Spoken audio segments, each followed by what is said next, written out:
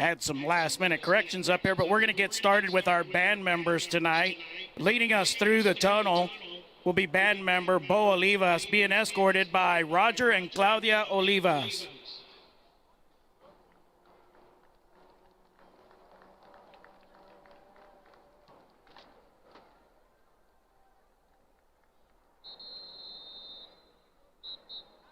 Next, we have Daniela Almendares, being escorted by parents Jose Jaime and Gabriela Almendares.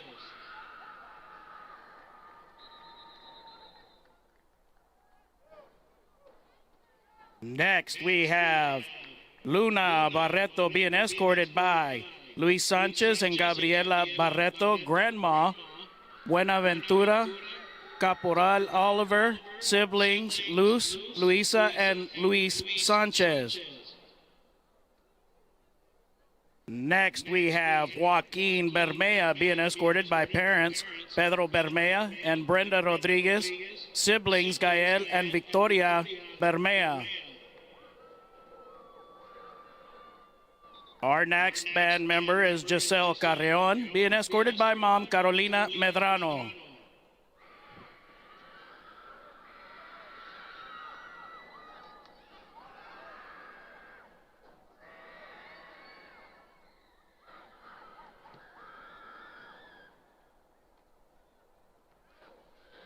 Next through the tunnel will be Tristan Chacon, being escorted by parents Carlos and Priscilla Chacon and siblings Derek and Bella Chacon.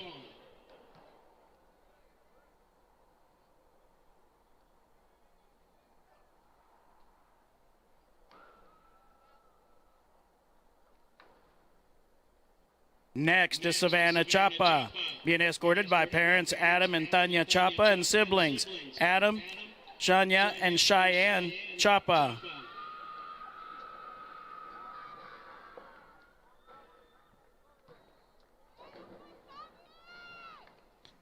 Next up, we have Elena Cadena, being escorted by mom Edith Cadena and siblings Areli, Gerardo, and Eileen.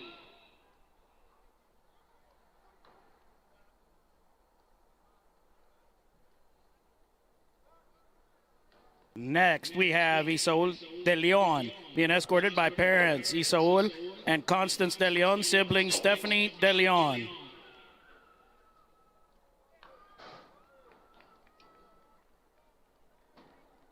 Next is Maverick Diaz Mireles, being escorted by parents Brandon and Samantha Diaz and siblings Brooke and Marquez Diaz.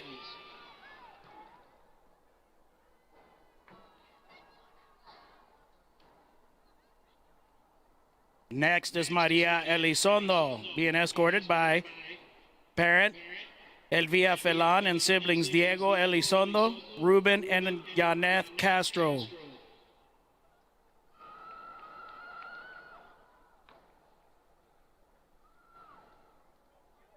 Next, we have Noah Esslinger, being escorted by parents Stephen and Chassie Esslinger, siblings Emmeline, Grayson, and Declan Esslinger.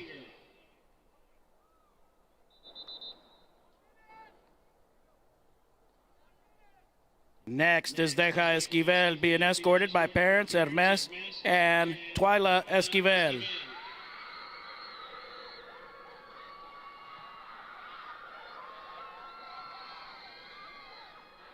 Next is Sol Esquivel, being escorted by grandmother Antonio Morales and brother Vladimir Esquivel.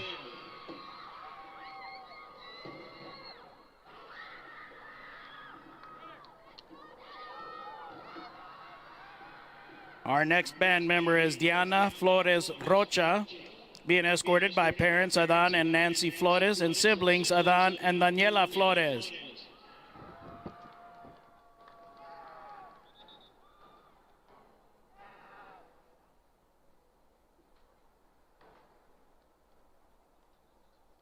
Next is Mario Gonzalez, being escorted by parents Mario and Isabel Gonzalez, siblings Romario Gonzalez, and grandparent Meli Melendez.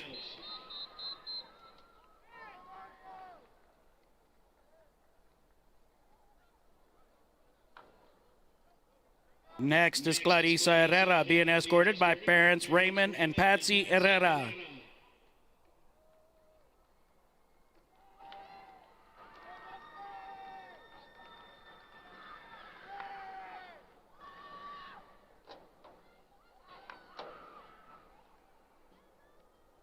Next up is Desiree Herrera being escorted by Dad Rudy Herrera.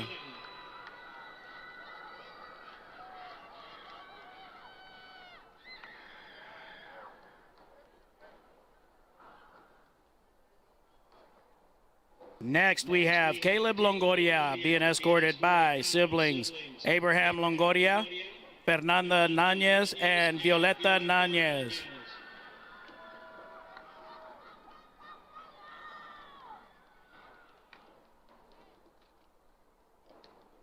Next up is Leida Lozano being escorted by mother Liliana Lucio and siblings Ana and George Lozano.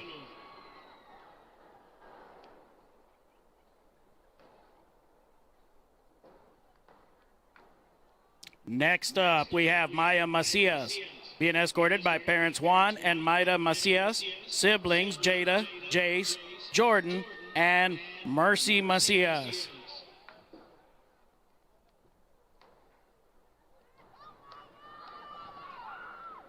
Next is Jaden Maldonado being escorted by parents Jose Maldonado and Cari Ramirez and sibling Eli Maldonado.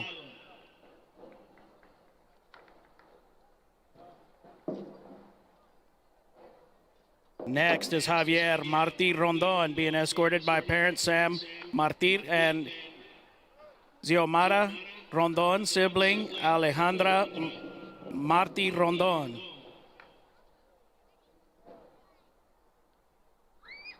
Next, we have Nathan Mercer being escorted by parents, Mercer, being escorted by parents Jonathan and Josie Mercer, and siblings Logan and Grayson Mercer.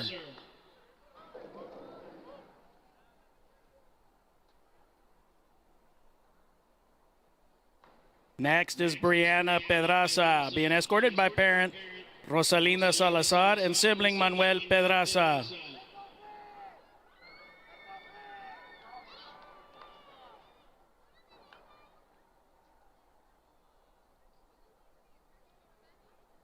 Next up, we have Marco Posada being escorted by parents Marco and Marvela Posada, siblings George, Emily, and Evelyn Posada.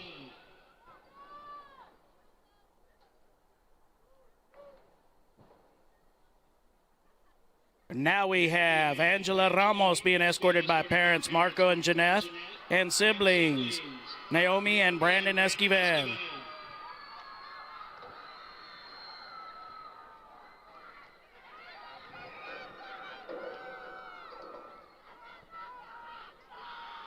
Next up is Jose Rivera being escorted by parents Jose Luis and Patricia Rivera.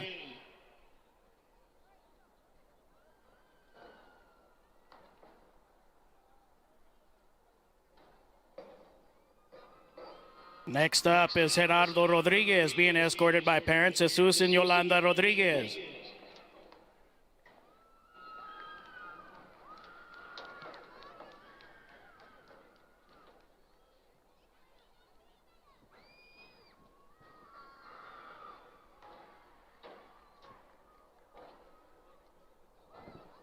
Next up, we have George Vasquez being escorted by parents George and Elizabeth Vasquez.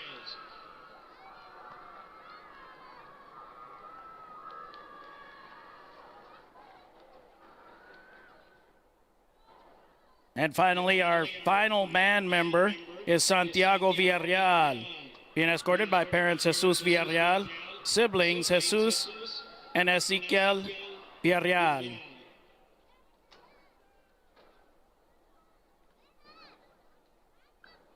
Now we'll move on to our Eagle Pass High School cheerleaders. First through the tunnel is Captain Elani Moyeda, being escorted by parents Evelyn and Yvonne Moyeda and siblings Alex Moyeda.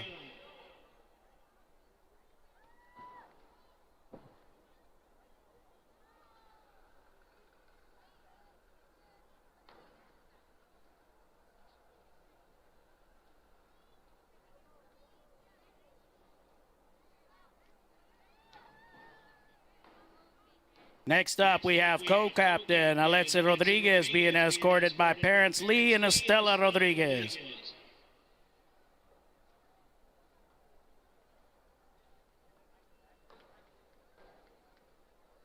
Next cheerleader is Michaela Elizondo being escorted by parents Natalie and Oscar Elizondo.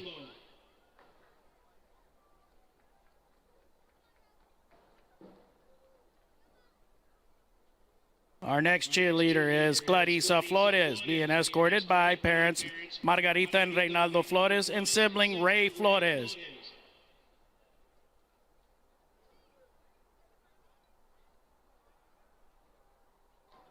Next up is Jacobo Frausto, being escorted by parents Sonia and Wilfredo Frausto.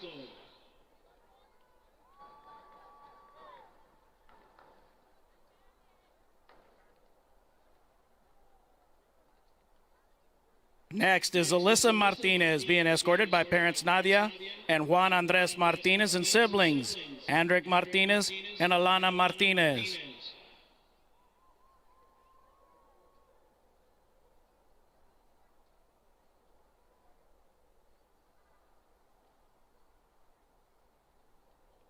Next up is Marcela Robledo, being escorted by mom Mari Quiroz, grandma Maria Quiroz, and siblings Jesse and Gina Gonzalez.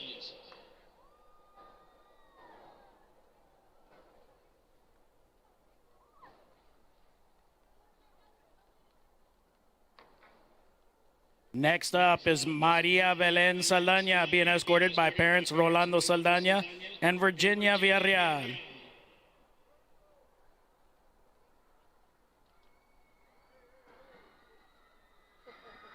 Next is our cheer manager, Marely Valenzuela, being escorted by mom, Carla Valenzuela.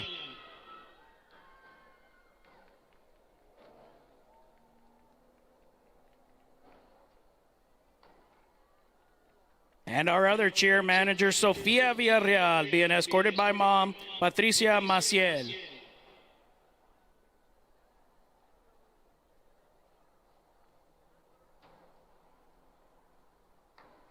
Now we'll move on to our 2025-2026 Diamond Dance Seniors. First through the tunnel will be Diamond Dance photographer Armani Gomez, being escorted by Daniel Gomez and Leti Zamora.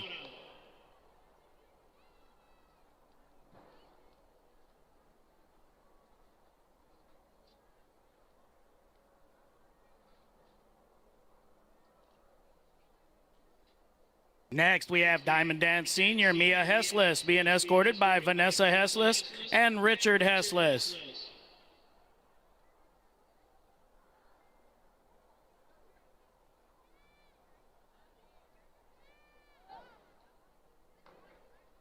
Next up is your 2025-2026 Diamond Dance Team co-captain, Aaliyah Crowder, being escorted by Cynthia Crowder, Ernesto Crowder, and Ashlyn Crowder.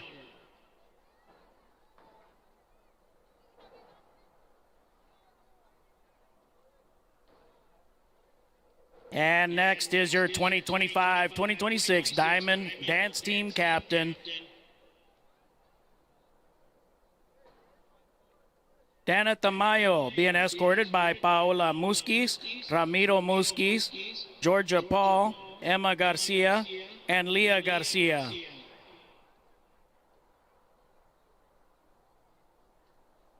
Now we move on to the 2025-2026 Student Council. First one is Ana Turrubiatis, being escorted by David Turrubiatis and Paulina Martinez.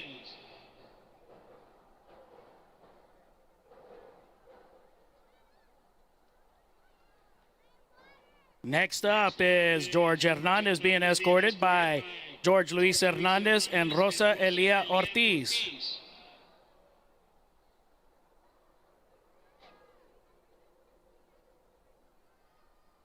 Next, we have Hervé Alejandro Galvan, being escorted by Jose Hervé Galvan Cantu.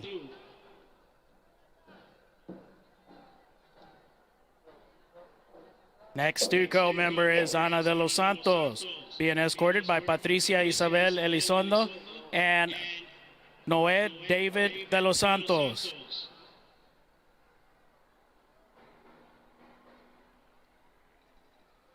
Next Stuco member is Natalia Hernandez, being escorted by Isela Jimenez Esqueda.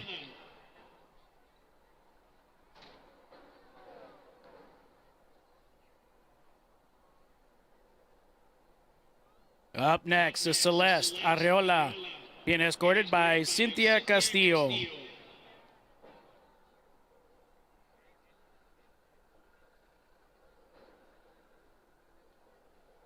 Next Stuco member is Briseida Diaz de Leon, being escorted by Jose Diaz de Leon and Brenda Diaz de Leon.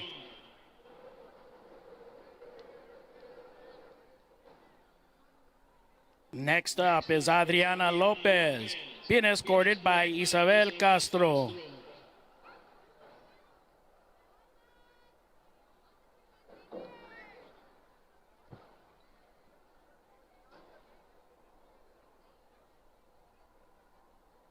Next up is Stephanie Suarez, being escorted by Juan Solis.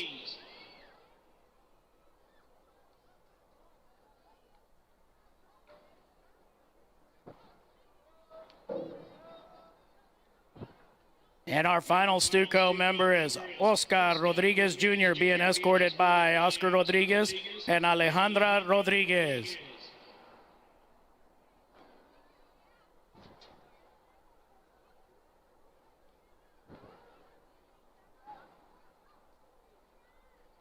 And that'll do it for all of our parents, folks. We want to give each and every parent a round of applause for everything you do for these kids, bringing them and taking them to practice, picking them up late at night.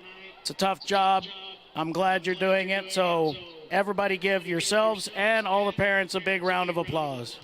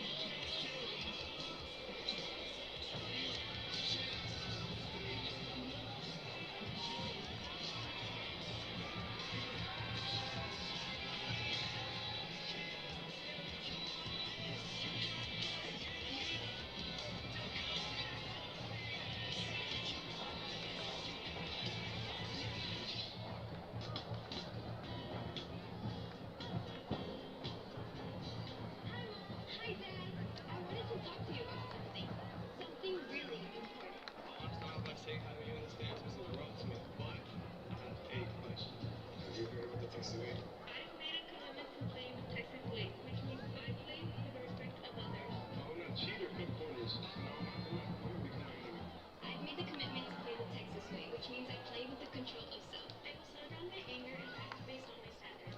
I've made a commitment to play the Texas way, which means I play with the spirit of competition. I'll prepare myself mentally and physically for any situation. I'll bounce back when I'm down, and I'll compete to be my absolute best. So, Mom and Dad, now that you know I play the Texas way, will you commit playing the Texas way too? This means cheers loudly, pat my back, but by no means bringing other people down. You will not yell at refs, insult coaches, teachers, and staff. Do not let your passion become a distraction. My actions and your actions reflect a lot more than just us. It is about representing the name on the front of the jersey. It's about using sports and this opportunity to become a better athlete and person. I can't do this without you, and I don't want to. So please, Mom and Dad, I've made a commitment to the Texas way. Will you play the Texas way too?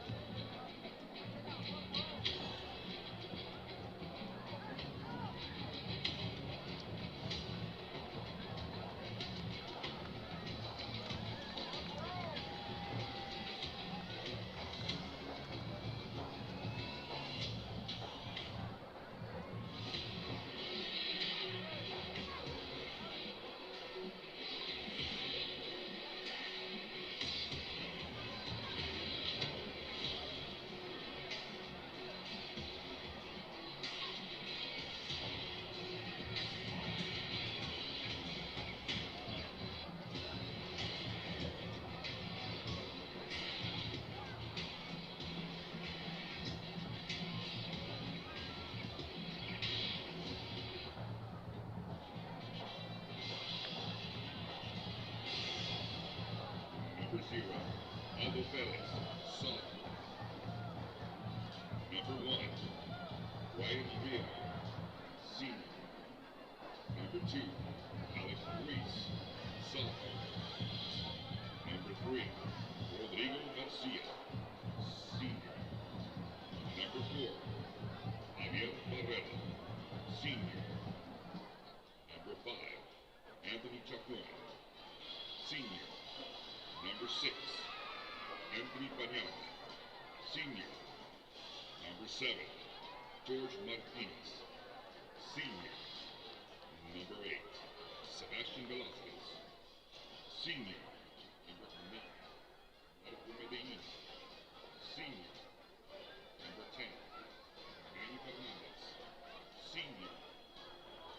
Number 11, Jesus Barba, senior. Number 12, Jay Hawkins, sophomore. Number 13, Tristan Villasenor, junior. Number 14, Keaton Hiller, junior.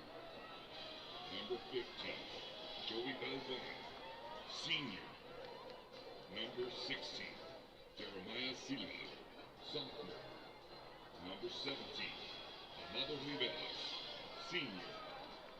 Number 18, Alex Mayan, junior.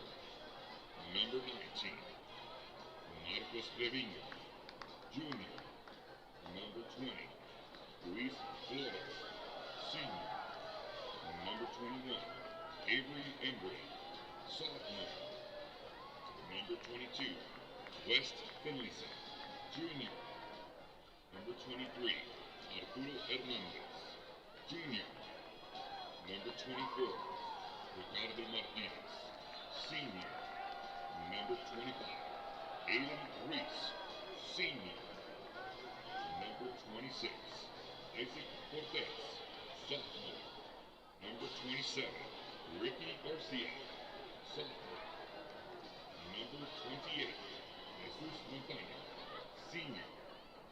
Number 29, Kellen Heredia, senior. Number 30, Armando Morales, senior.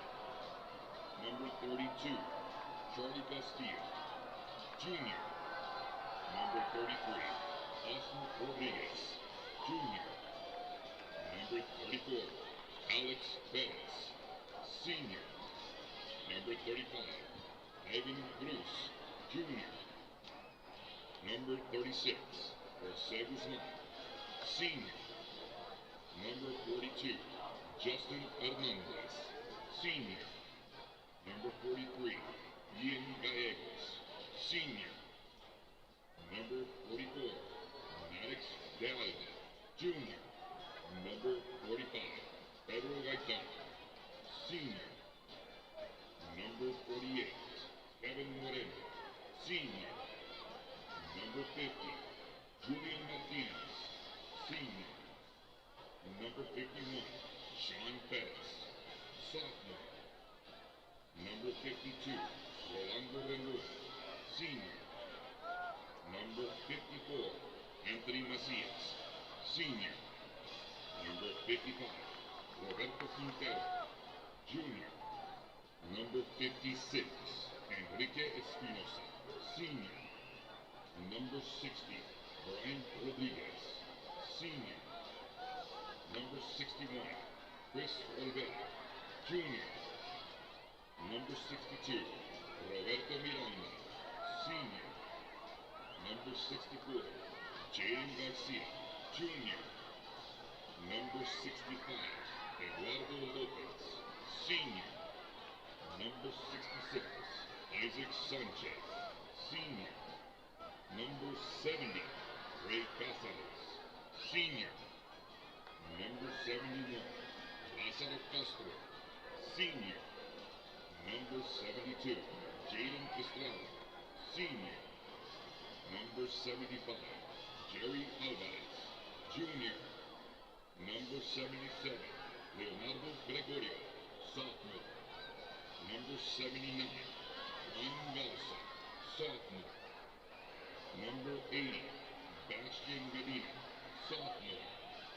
Number 82, Dario Flores, senior.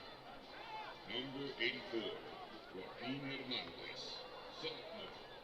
Number 88, Danny Areola, senior. Number 90, Angel Salazar, senior. Number 94, Jael Hoyos, sophomore. Number 99, Isaiah Rodriguez, junior.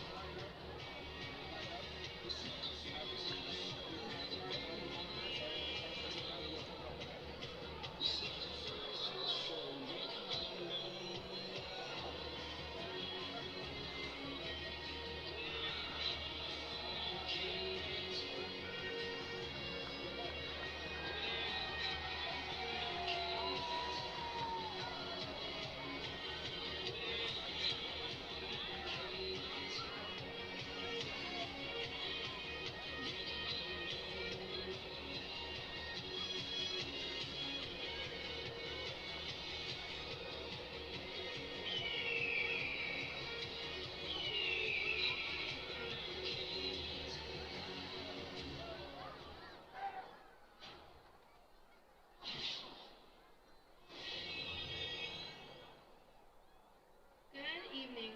I'm Madison Benavides, EPHS senior and HS member, and welcome to the Cozell Foster Veterans Memorial Stadium.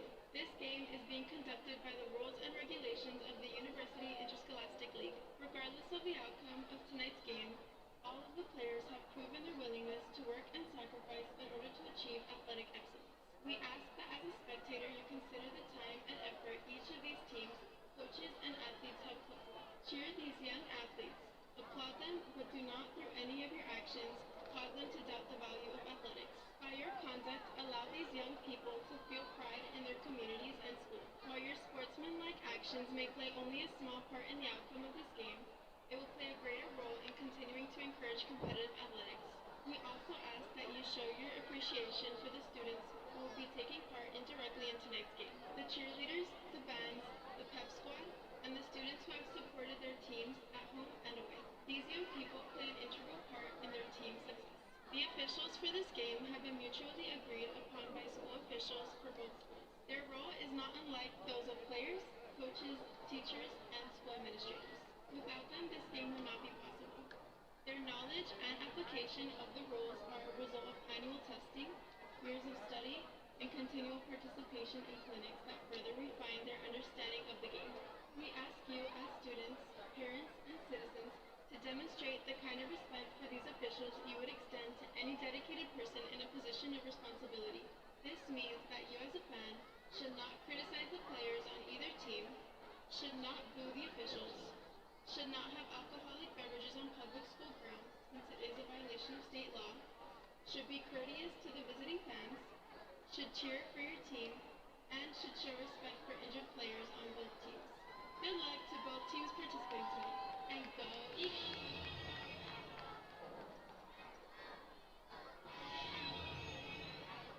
Hello, Eagle Nation. My name is Anna, and I am the Student Council President of the Eagle Pass ISD. As we begin tonight's game, I'd like to lead us in a short invocation. We are grateful for the opportunity to gather here as a school and a community. We ask for the safety of all coaches, players, and fans. May this game be filled with good sportsmanship and respect.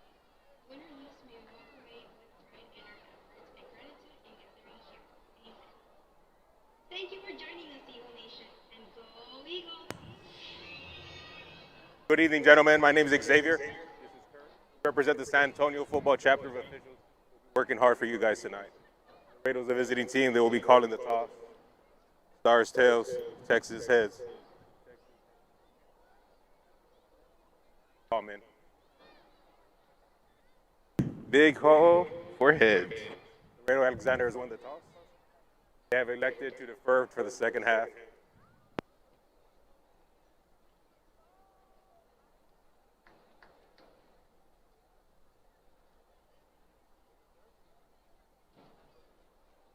Laredo Alexander is elected to defer. The Eagles will be receiving. Shake hands, guys.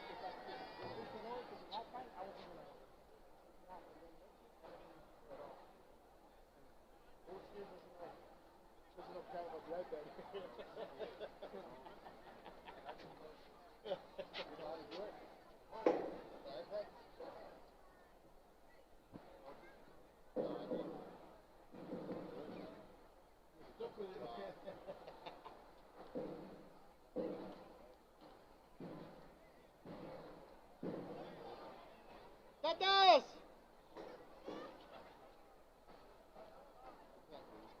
¡Tatas!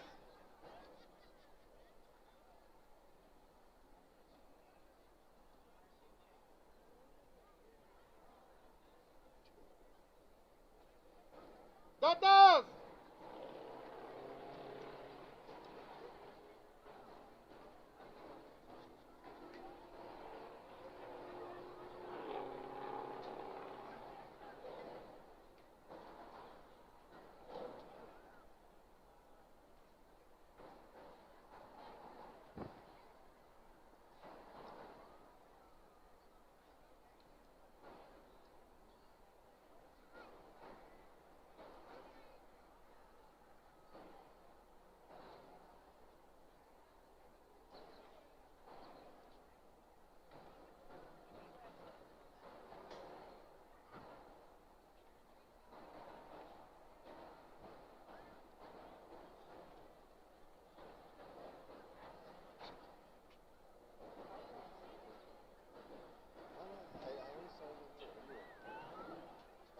Now, ladies and gentlemen, if you would please rise. In the absence of the band for the J.B. Alexander, we'll move right into our alma mater for Eagle Pass High School, performed by the Mighty Eagle Band.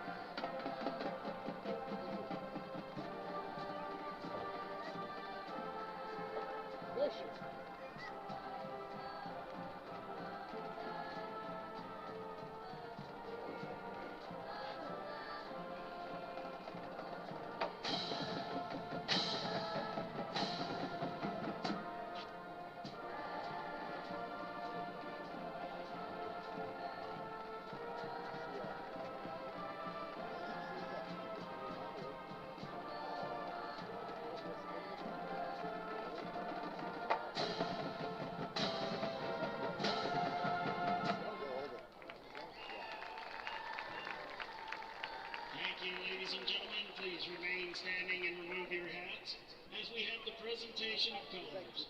The colors are being presented by the Eagle Pass Independent School District Junior Air Force ROTC. Following the presentation of colors, we will have our national anthem performed by the Mighty Eagle Band.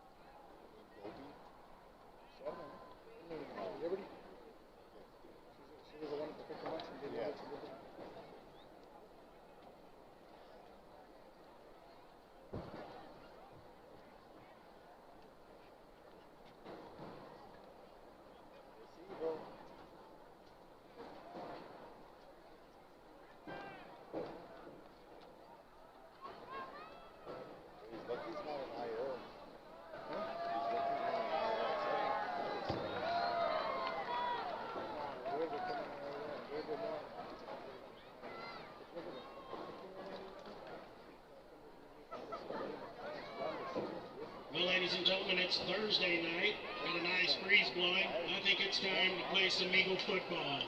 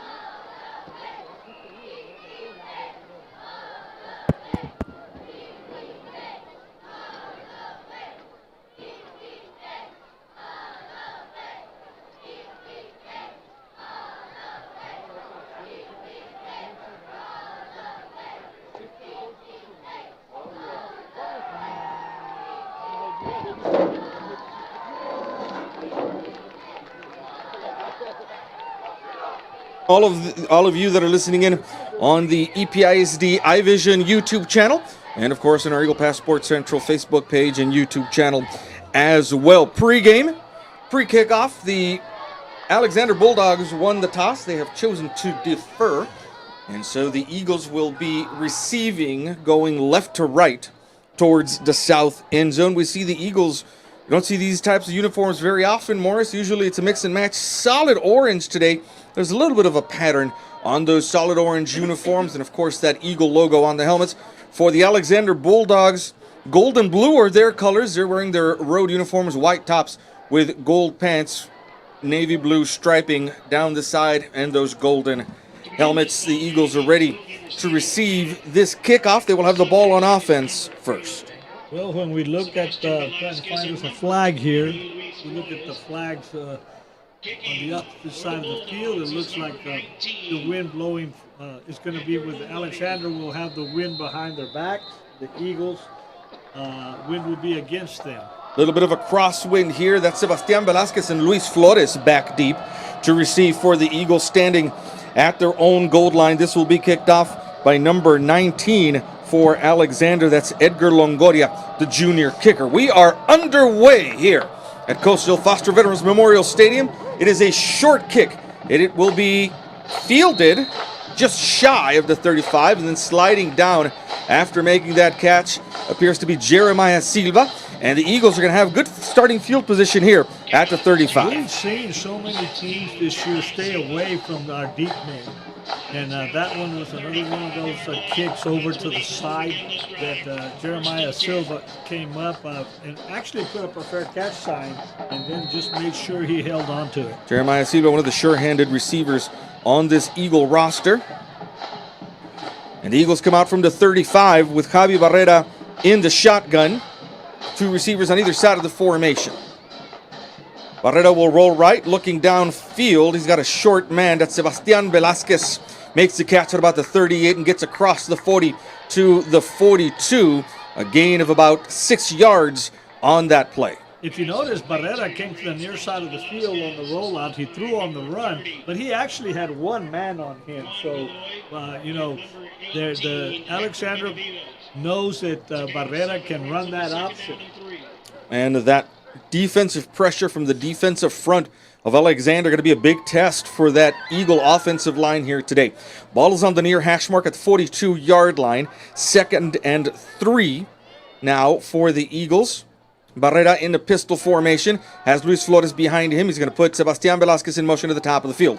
Looks left, comes back right. High throw for Sebastian Velasquez. Couldn't make the catch as he tried to climb the ladder there, and on the incompletion, it'll bring up now a 3rd and 3 for the Eagles. Velasquez actually went in motion to the far side of the field and then doubled back, coming toward the ball, but Barrera's pass was slightly high, and we actually had 2 Alexander receivers back there that have had a chance at it. Now Javi Barrera is all by himself in the backfield. 5 men spread out across the formation. Luis Flores in the slot on his left. Barrera will make the call to the line. He's got 2 receivers here to the near side, 3 over to the left to the top of the formation. Takes a snap, looks left, quick pass, caught at the 49-yard line. That appears to be Jeremiah Silva for now. That's actually Barba with the catch. Number 11, Jesus Barba, gets the Eagles a first down near midfield at the 49.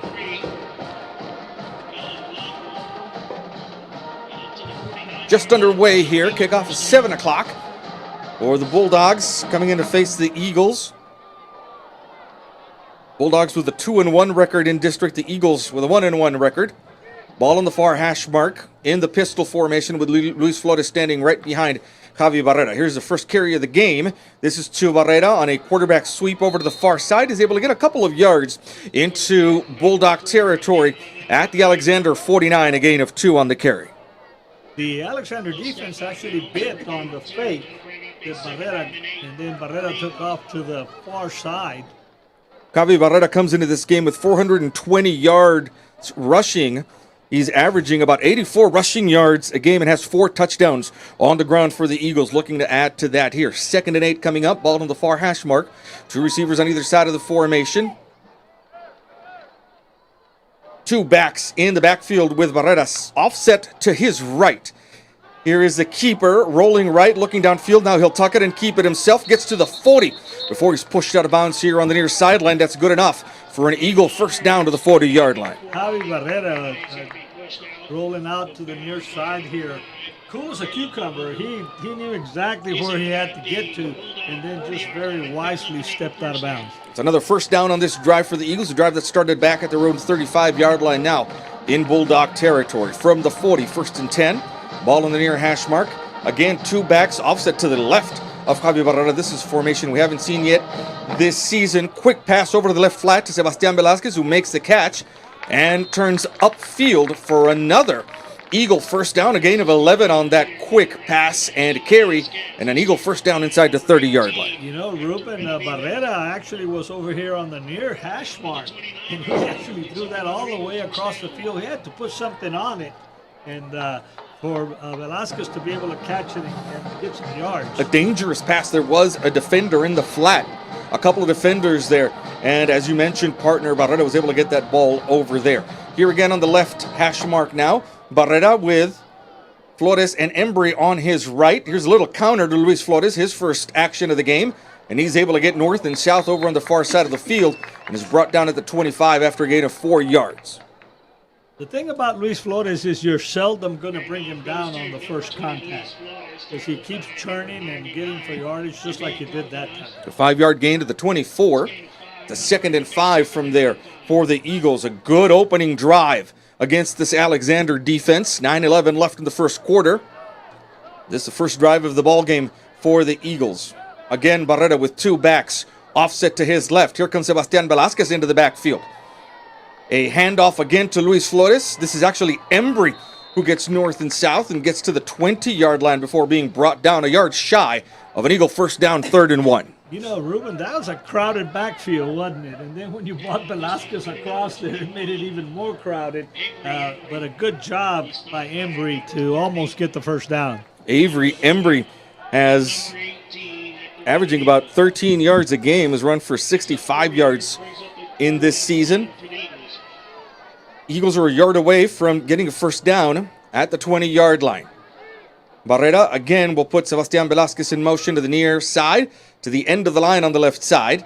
The handoff is to Embry again, bounces right and is pushed out of bounds here near the 10, but it's good enough for an Eagle first down at the 12-yard line. A really good handoff there, and just had to the right side, and he did a good job there. Good job of Avery Embry of bouncing that right to where the defense was not. Able to get an Eagle first down. It's a 1st and 10 now from the 12. Ball is on the near hash mark. Eagles knocking on the door here against the Alexander Bulldogs. Barrera in this new formation that we haven't seen yet this season, but it's been effective so far. Barrera with the ball. He's got room at the 5, looking for the end zone and into the end zone. A 12-yard touchdown scamper from Javi Barrera puts the Eagles on the board first, 6-0 with 8:06 left in the first quarter. Really good run by Javi Barrera. He knew exactly where he needed to go, followed his blockers well, and about the last 3 or 4 yards, he just was determined to get in the end zone. That is Javi Barrera's 5th rushing touchdown of the season. Came in with 4. Here's a fake on the extra point. Trying to run to the end is Alex Ruiz. And the extra point conversion is no good. The Eagles now are up 6-0. I'm not quite sure that was a fake, an intended fake. I think the timing was all off on the snap, and Alex Ruiz figured that out and tried to get in the end zone. Ivan Cruz, the kicker, was on for the point after attempt, and a weird kind of snap and hold situation there. Alex Ruiz tried to make the best of that as he could. 8:06 left in the first quarter. Eagles are up 6-0. We'll be right back.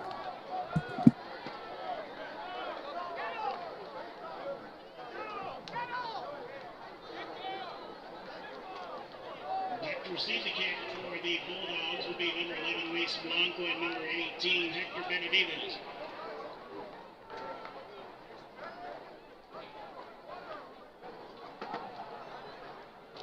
Kicking for the Eagles is number 35, Ivan Cruz.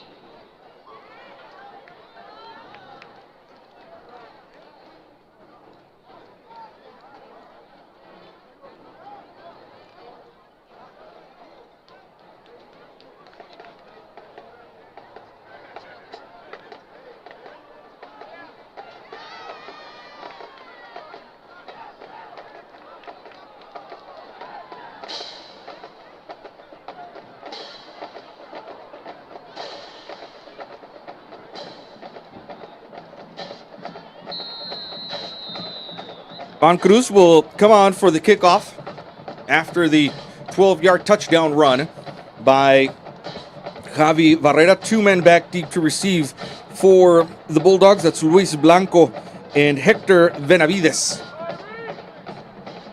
From the 40-yard line comes the kickoff towards the south end zone. It's headed towards the sideline, and Luis Blanco wisely lets that go out of bounds. It'll be a penalty flag on the kickoff, and the Bulldogs are going to start Free at the kick out 30. of bounds. Kicking team.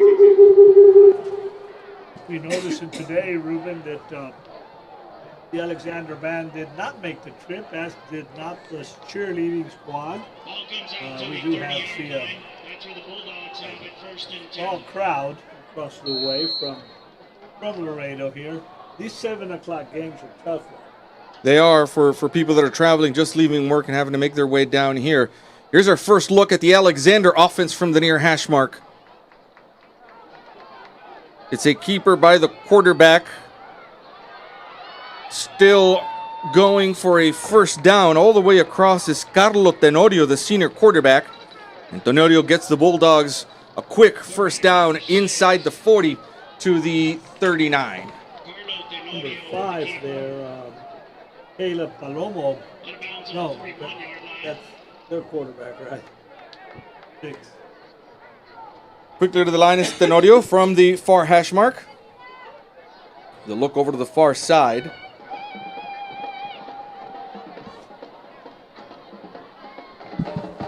For the audible, and now they're ready with 2 receivers on either side of the formation. Here's a handoff to Gael Rubio, the featured back in this Bulldog offense. And Rubio cannot get any yards back to the line of scrimmage, the 39. You know what the scouting report is, that the Alexander quarterback, number 6, will keep the football. He will run with it. We saw that already in the first play of the game for the Bulldog offense. Tenorio in the shotgun now. He's going to move Rubio over to his left.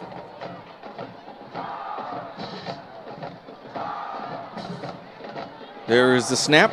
The handoff again to Rubio, and he's going to get caught in the backfield for a loss of a yard back to the 40. It's going to make it a 3rd and long for the Bulldog offense.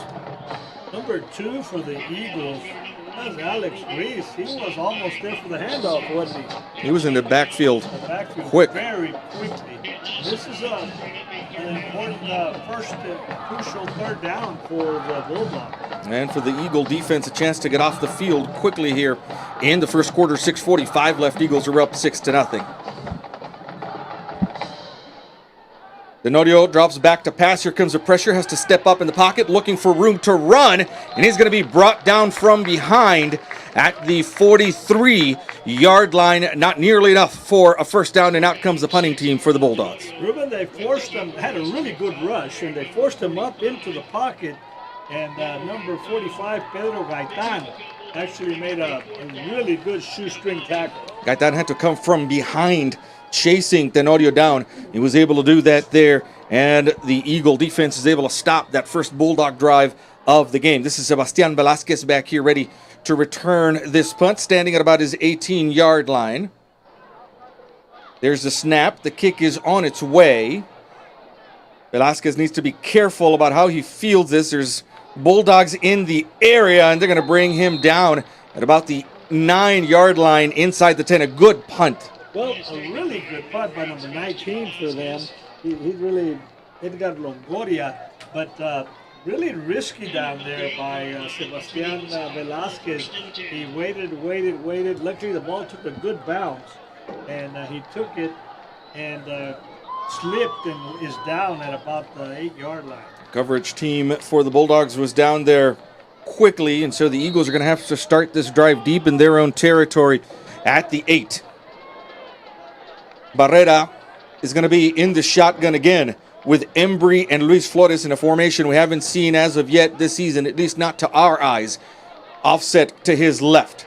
Here's a handoff to Embry. Embry bouncing around, juking defenders, and is able to get to the 18. About the 13-yard line there. You know, you're right about that formation. We just really haven't seen it. Barrera with both backs to the same side, right next to each other. And I think the idea is to hand it to one of them, have the other one be the lead blocker. And Barrera's shown good ball handling abilities so far in this game. Embry's out of the game now. Luis Flores is going to be in the backfield in a pistol formation behind Barrera from the 13-yard line. Barrera with a quick pass caught by Jeremiah Silva at the 15. Silva trying to make his way upfield near the near sideline. That's going to be good enough for a first down to the 19. A really good ball handling by Barrera. Faked the handoff to Luis Flores, and then very quickly knew exactly where his receiver was going to be for the short pass. Quick pass, and you got to give Jeremiah Silva credit. Knew where the sticks were to be able to get a first down. Got there to the 19. 4:39 left in the first quarter. Eagles up 6-0 on the move from deep in their own territory here. First down from the 19-yard line. Ball on the near hash mark. Here comes Sebastian Velasquez to the end of the line on the left side of the formation. Here's the handoff to Luis Flores. Bounces right, then puts his head down at the 25 and gets to the 26. Another thing we haven't really seen, partner, they're doing it today, but Luis Flores, both Flores and Embry, running with a lot of passion, lots of energy, looking for contact. You had Luis Flores knew he was going to come to the near side of the field, and he looked that defender straight in the eye, and then sort of juked him a little bit and went around. Gain of 5 on the play for Luis Flores. Gain of 7, actually. It's a 2nd and 3 now coming up from the 26-yard line. Ball on the near hash mark in the pistol formation is Barrera with Flores behind him. He'll take the snap, keeps it, comes to this side, turns the corner, gets to the 30 and tiptoes down the near sideline and across the 35 to the 37 for another Eagle first down. So far, this Eagle offense, a really good game plan. They're mixing it up. short passes, using both of the running backs, and of course using Barrera. Quickly to the line come the Eagles. Barrera from the pistol takes the snap, fakes the handoff, comes again to the near side, turns a corner at the 40, and is pushed out of bounds as he nears the 45 at the 44. Another good gain on first down brings up now a 2nd and 3 for the Eagles. Eagle offense, well, they say he stepped out of bounds at the 44. I think the mentality here is we're going to come up and snap this football, and if the last play worked, we're going to run the same thing again. And you saw exactly that happen right now. 2 plays in a row. Barrera coming here to the near side and turning the corner as he turns that play out wide. 3:29 left in the first quarter. Eagles up by 6. Barrera from the short shotgun is going to move Flores over to his left. Now takes the snap, looking downfield. Lets the pass go. Sebastian Velasquez in the area with the catch at the 25 and into the end zone for the touchdown. 13-0 now is the Eagle lead. Partner, you say it over and over and over again. You use the run to open up the pass, and that's exactly what they did there. They blew the top open on this Bulldog defense. Sebastian Velasquez in stride at the 25 and in for the touchdown. Well, I think they've been setting that up. They've been trying to get the one-on-one coverage with Velasquez, and it happened there, and that was no contest. Velasquez's speed, he had all, Barrera dropped it in there beautifully and caught him right in stride. That score comes with 3:18 left in the first quarter. On for the point after is Ivan Cruz. The line drive kick is good, and the score 13-0 early in favor of the Eagles here with 3:18 left in the first quarter.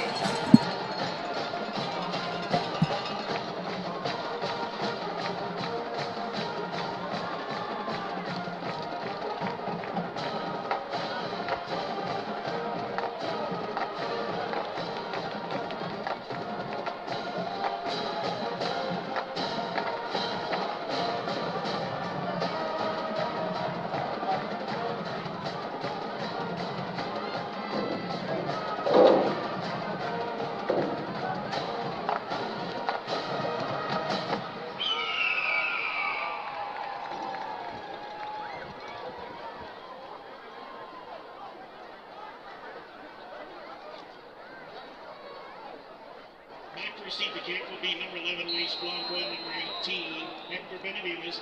Kicking number 35, Ivan. On for the kickoff now is Ivan Cruz. 2 men back deep to receive. That's Luis Blanco and Hector Benavides over here for the Bulldogs. After the Eagles score on a 6-play, 92-yard drive, capped off by a long touchdown pass from Javier Barrera to Sebastian Velasquez. Kick is on its way. It's a short one. Fielded at the 31 on a fair catch by number 7 for the Bulldogs, Jaden Gonzalez, one of their leading receivers here.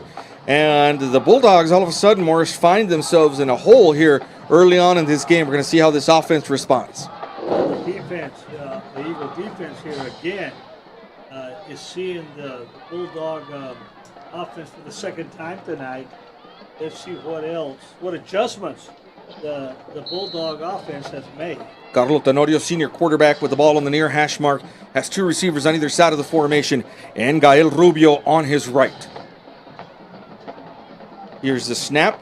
The counter to Rubio. Rubio looking for room. He's got it at the 35, at the 40, still on his feet, dragging a defender with him all the way to the 45-yard line. A 14-yard gain on the carry there for Rubio. Number 5, Anthony Chacon, finally latched on to him and rode him into the ground. From the 45, it's a 1st and 10 for the Bulldogs. 2:56 left in the first quarter. Bulldogs looking to respond after 2 early scoring drives by the Eagle offense. Tenorio in the shotgun again with the ball on the near hash marks. There's Rubio on his right. Has a problem with the snap, and Tenorio can just fall on it back here at the 38. Tenorio wasn't kind of ready for that snap, and as he looked up, took his eyes off the football, and then he was just lucky to fall back on it. A loss of 7 yards on that mishandled snap from the Bulldogs, and it puts them on a 2nd and 17 now, back here from inside their own 40 at the 38-yard line. Ball on the near hash mark. Tenorio has Rubio on his right and 2 receivers on either side of the formation. Tenorio with the snap, rolls right, The pass is incomplete. Skipped into the receiver in the area, Jaden Gonzalez, and you want to think, Morris, that Tenorio felt the pass rush coming. The rush was coming to the side he rolled out to. He did. He felt it and then had to throw that football off his back foot, and pass was underthrown. So it now makes it a 3rd and long for the Bulldogs. 3rd and 17 from their own 38. The Eagle defense has to make sure no one gets behind them on a play like this and keep everything in front of them. Stop the Bulldogs from converting a first down. They have to reach the Eagle 45 in order to get a first down. Tenorio takes the snap, drops back. Here comes the pressure quickly there. Tenorio lets the pass go, and off the fingertips of Jaden Gonzalez, who was down there, defended by Tristan Villaseñor. A great job one-on-one there by Villaseñor. Pass falls incomplete, and the Bulldogs are going to have to punt again. Tenorio threw that football at the very last moment as he got hit.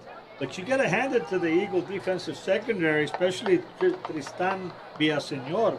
He was right there. And on for the punt now is Edgar Longoria. Sebastián Velázquez awaits this punt at about his own 20-yard line. Here's the snap. Longoria gets it off. Again, headed towards Velázquez. And it'll take a good Eagle bounce back in this direction. And it rolls out of bounds near the 30. That's exactly where they're going to mark it. Good starting field position for the Eagles here on their 3rd possession of the ball game with 1:47 left in the first quarter. You know, Ruben, during our prediction show, one of the things that sticks in our minds is the Eagle coaches talking about the connection between Barrera and Velázquez. We've seen it already in this game. We talked about it at the prediction show. You know, it's one thing to catch a defense by surprise, but it's another to hit them when they know what's coming. Sebastián Velázquez is a hard receiver to cover, and Barrera's been able to put it right where he needs to so far in this game. Ball on the near hash mark at the 30, 1st and 10 for the Eagles. 2 backs in the backfield with Barrera offset to his right. The handoff is to Luis Flores. Right up the middle of the formation he goes. And Flores is still on his feet, moving the pile all the way across the 40 to the 42-yard line, and an Eagle first down. No, Ruben, that looked like something out of ESPN. He just wouldn't go down, and the whole pile just kept moving down the field. A 12-yard gain the hard way for Luis Flores. We mentioned it earlier. He's running hard with a lot of energy. Both backs are. Here's another handoff for Flores. Bounces left. Looking to turn the corner. He's going to get caught from behind near the 45 at the 44. A gain of only a couple of yards there. That was a case where Luis Flores just couldn't get north and south quick enough, did he? He kept trying to bounce outside, and that gave the Alexander defense time to pursue. Luis Flores comes in with 278 rushing yards, averaging about 55 yards a game and 8 touchdowns in this season. 48 seconds left in the first quarter. Eagles up by 13. Ball on the far hash mark. Here goes Sebastián Velázquez in motion. Again to the end of the right side of the line. The keeper by Barrera looking right for Velázquez. The catch is made at the 45. There is a flag. There was a man in the area trying to hold off a blocker. Marco Medellin was there, and I think the penalty for a hold is going to be against the Eagles right at that point. No penalty on the play. One of those For times where I offensive had pass that interference, on the ball is caught behind the line of scrimmage. Velázquez caught, Result of the and play, into 3rd my down. field of vision flies in this little yellow hanky. And you knew exactly what it was, partner. Javier Garza, our referee this evening. And have they marked off the ball? Looks to me like it's at the 46, where it's a 3rd and about 6 there for the Eagles. I think now the officials are going to talk about exactly where this ball should be. The Eagles don't have to run another play here. They're going to let the clock wind down to the end of the first quarter. We'll switch sides of the field quickly and be right back.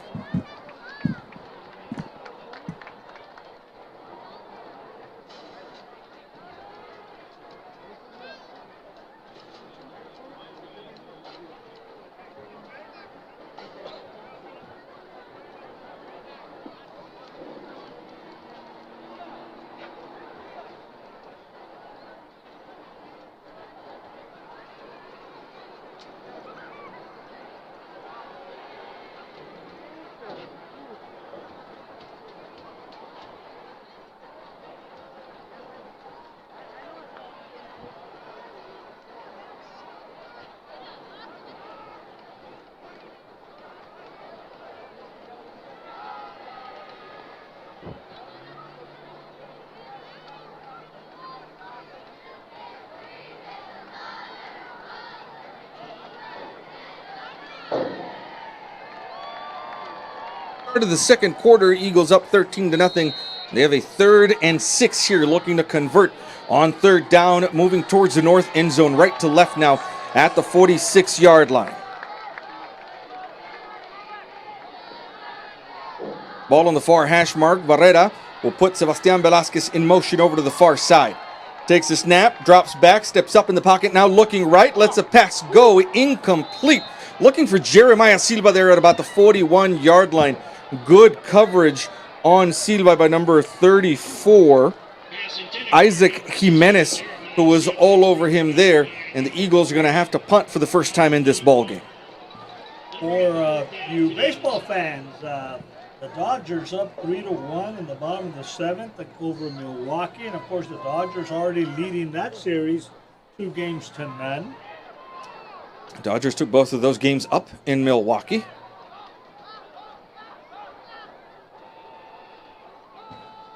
Low snap on the punt attempt, line drive punt that's going to hit at the 28 and then goes out of bounds near the 20-yard line.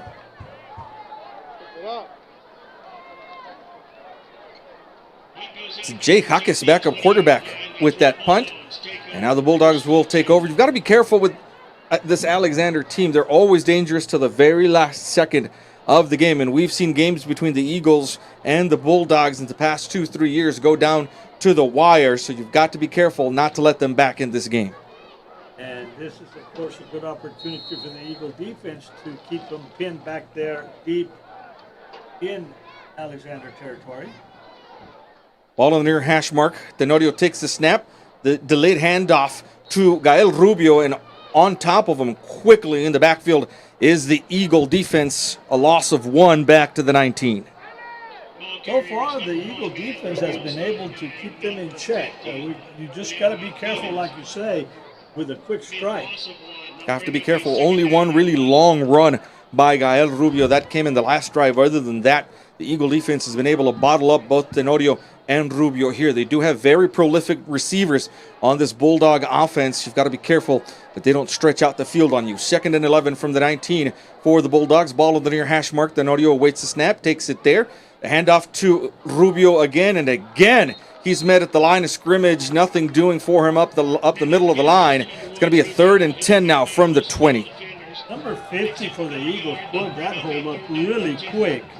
That's Julian Martinez.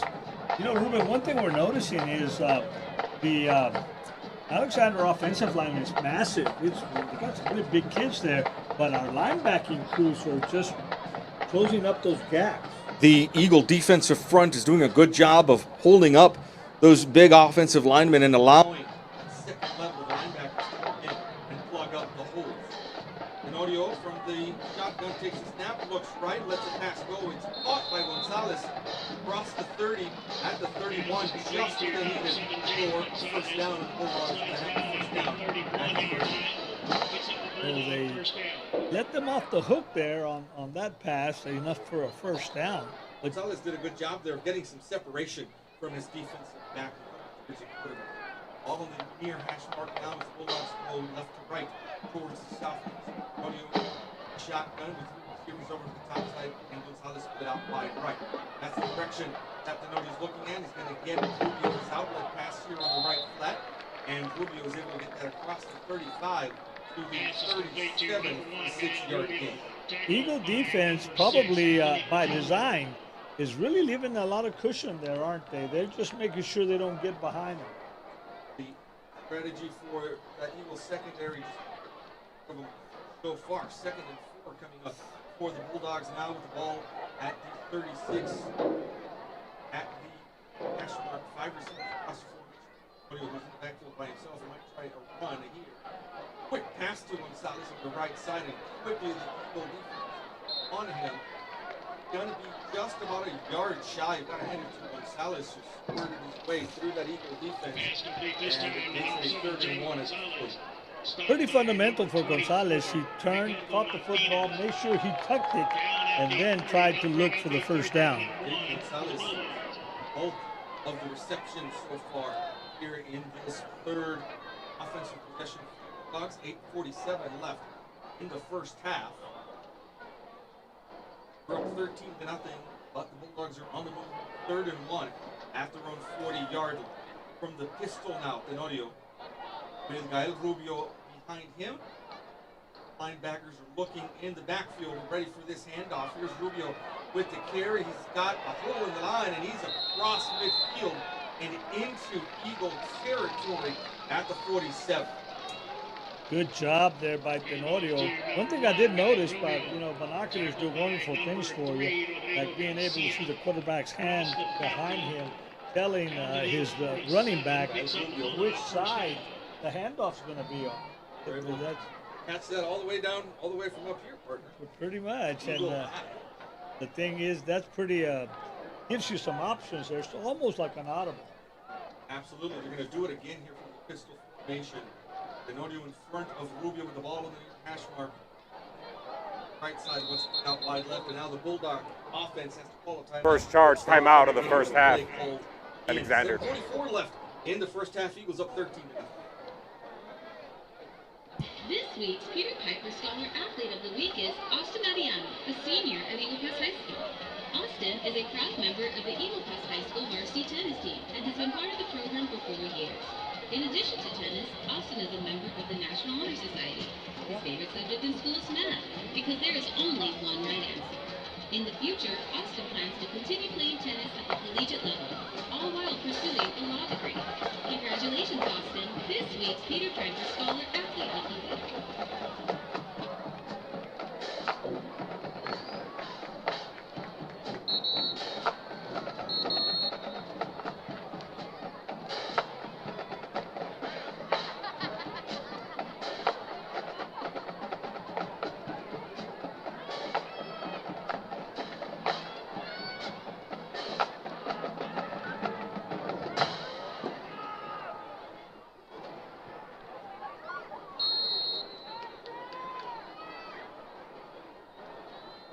In the first half, 1st and 10 for the Bulldogs from the Eagle 47-yard line. First time the Bulldogs have been in Eagle territory in this game. Here's the play action. It's a keeper by Tenorio who slides at the 45 for a gain of 3 yards. Tenorio very smartly there. He saw a curtain of orange coming at him, and he kind of figured, I just better slide into this. Business decision, as they say, split after a gain of 6 yards in 2nd and 8. The 45 now for the Bulldogs with 7:18 and counting here in the first half. The Bulldogs do get the ball first to open the second half. Important for the Eagles to stop them from killing a lot of clock here late in the first half and scoring, giving them back-to-back scoring opportunities. Eagles looking to get the ball back before end of the half. Tenorio from the snap has Rubio on his right. Rubio will go out into a receiving pattern. Tenorio keeps the ball still. Here comes the pressure. There's the pass. It's caught at the 37-yard line by Luis Blanco. Blanco gets taken out of bounds just at the line to get for a first down. I don't know if they're going to move the chains here or if they're going to measure, but it looks to me with the naked eye like that's enough for a Bulldog first down. Be honest with you, as much pass interference, offense number 7, 15-yard penalty from the previous spot. Second down. On the play, and it's going to move the Bulldogs all the way back into their territory, all the way back here at the 40-yard line. After they force that. That's huge, wasn't it? From the spot of the infraction, takes the ball back to the Alexander 40-yard line. Puts the Bulldogs in a 2nd and about 23 from their own 40, exactly the break the Eagle defense with 6.5 minutes left in the first half. Ball on the near hash mark. Tenorio is in the backfield with Rubio with 2 receivers on either side. Handoff on the counter. Actually a keeper by Tenorio who's asking the receivers to come near. He couldn't get in communication with James. There's no penalty for intentional grounding. The quarterback was out of the pocket and got the ball beyond the line of scrimmage. Incomplete pass. 3rd down. With it the other way. Tenorio frustrated at Gonzalez. He was asking him to come closer, make the catch. Gonzalez stayed where he was. Then Tenorio had no choice but to get rid of it out of bounds here on the near side. Clock stops with 6:19. Big 3rd down conversion. Bulldogs on 3rd and 23.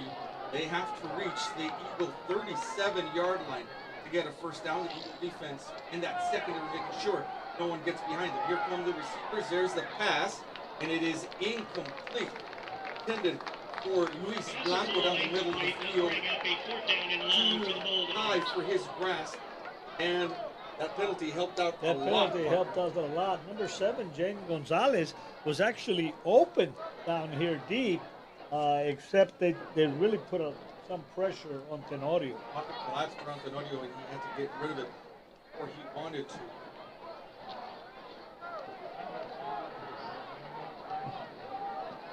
And here is a punt now. Ryan Ray back there to receive at inside the 20, comes to the near side across the 40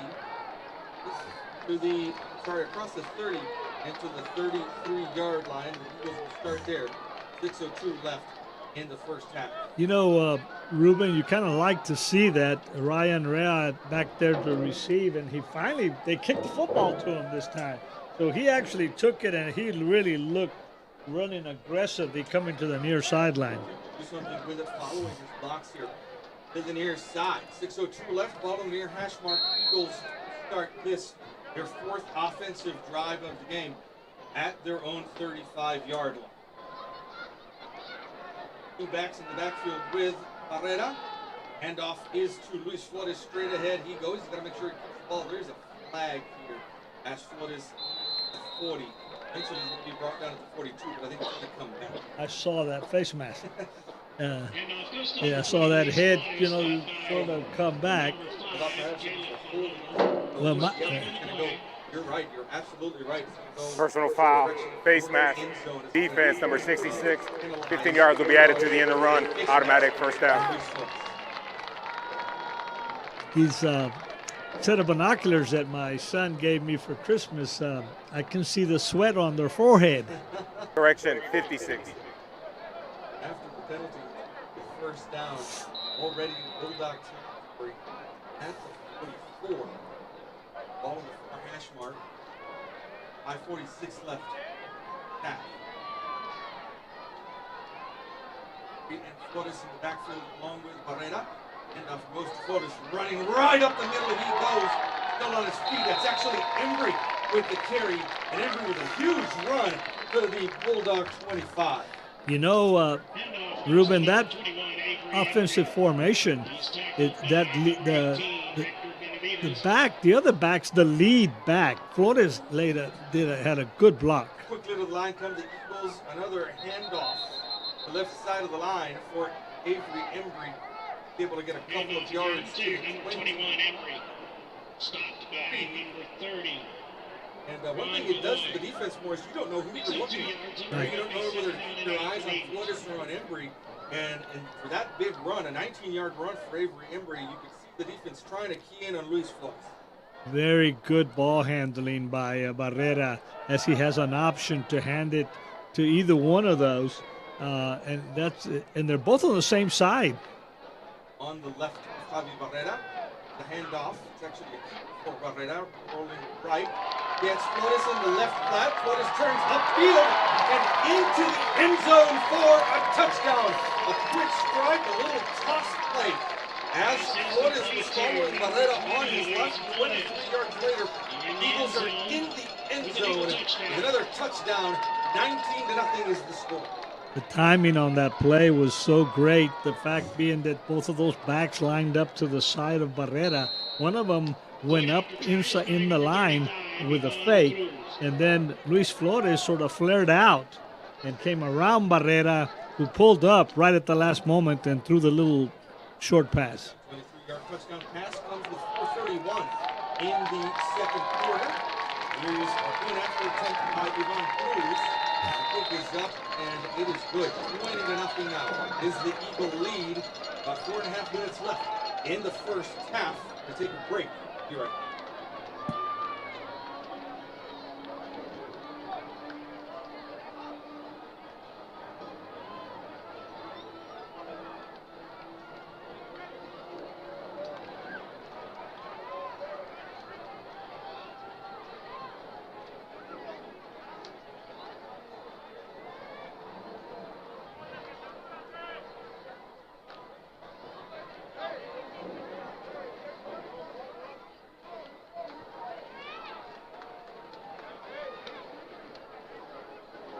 receive the kick will be number 11, Luis Blanco, and number 18, Hector Benavides. Kicking is number 35, Ivan Cruz.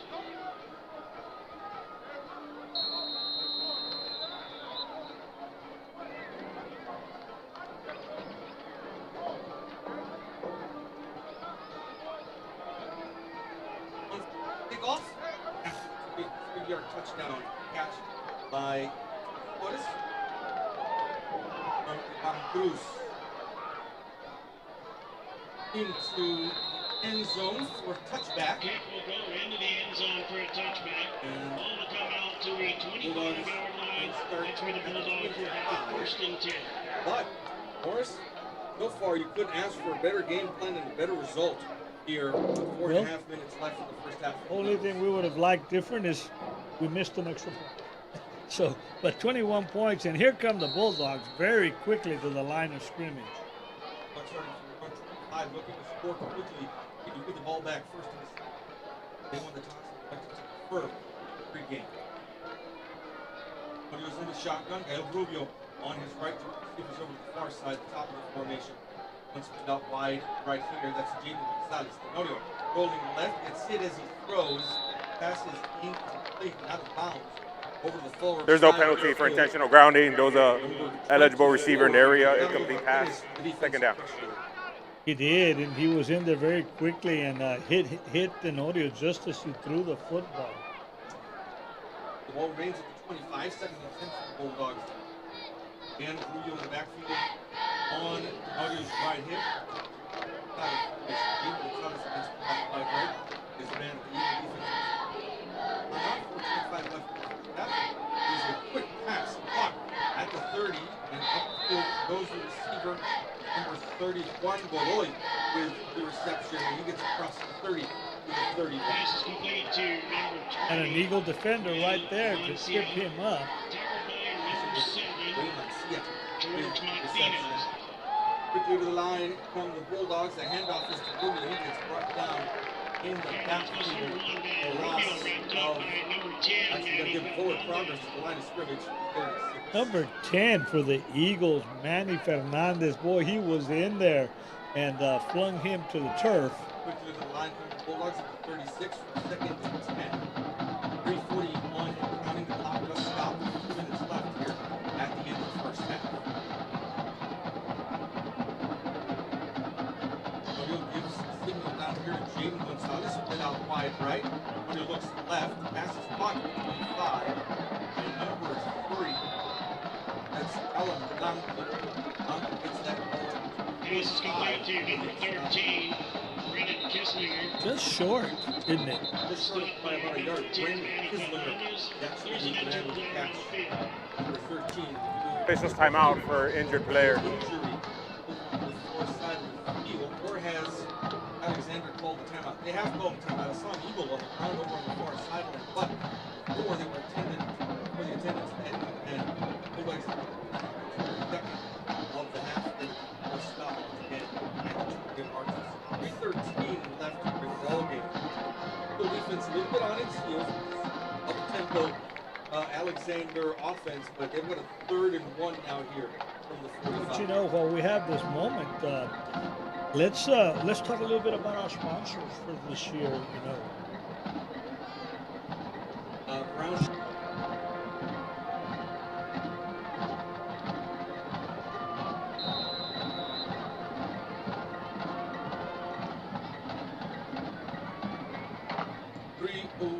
Left. Here's Tenorio with that handoff is to Rubio, and Rubio gets across midfield. 49.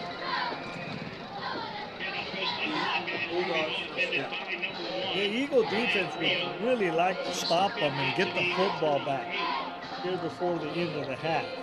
That would be ideal for this. This ball back over their offense late in the first half. Tenorio. That was very late handoff to Gael Rubio as they were bringing up that play. Rubio is able to get the ball. Handoff again to number 1, Gael Rubio slides down at the 2-yard line. It is second down and 8. Rubio did not get out of bounds. 2nd and 8 now. heads towards the 2-minute timeout. But you're not in a hurry, it looks like. Snap this ball, they're going to be able to get it off on time for the 2-minute timeout. Again, the handoff to Rubio, and he's got looking amazing. Brought down at the 41. First shot of the first down, and we're going to have a 2-minute timeout. All of the first down. Eagles up 20-0. This is the 2-minute timeout.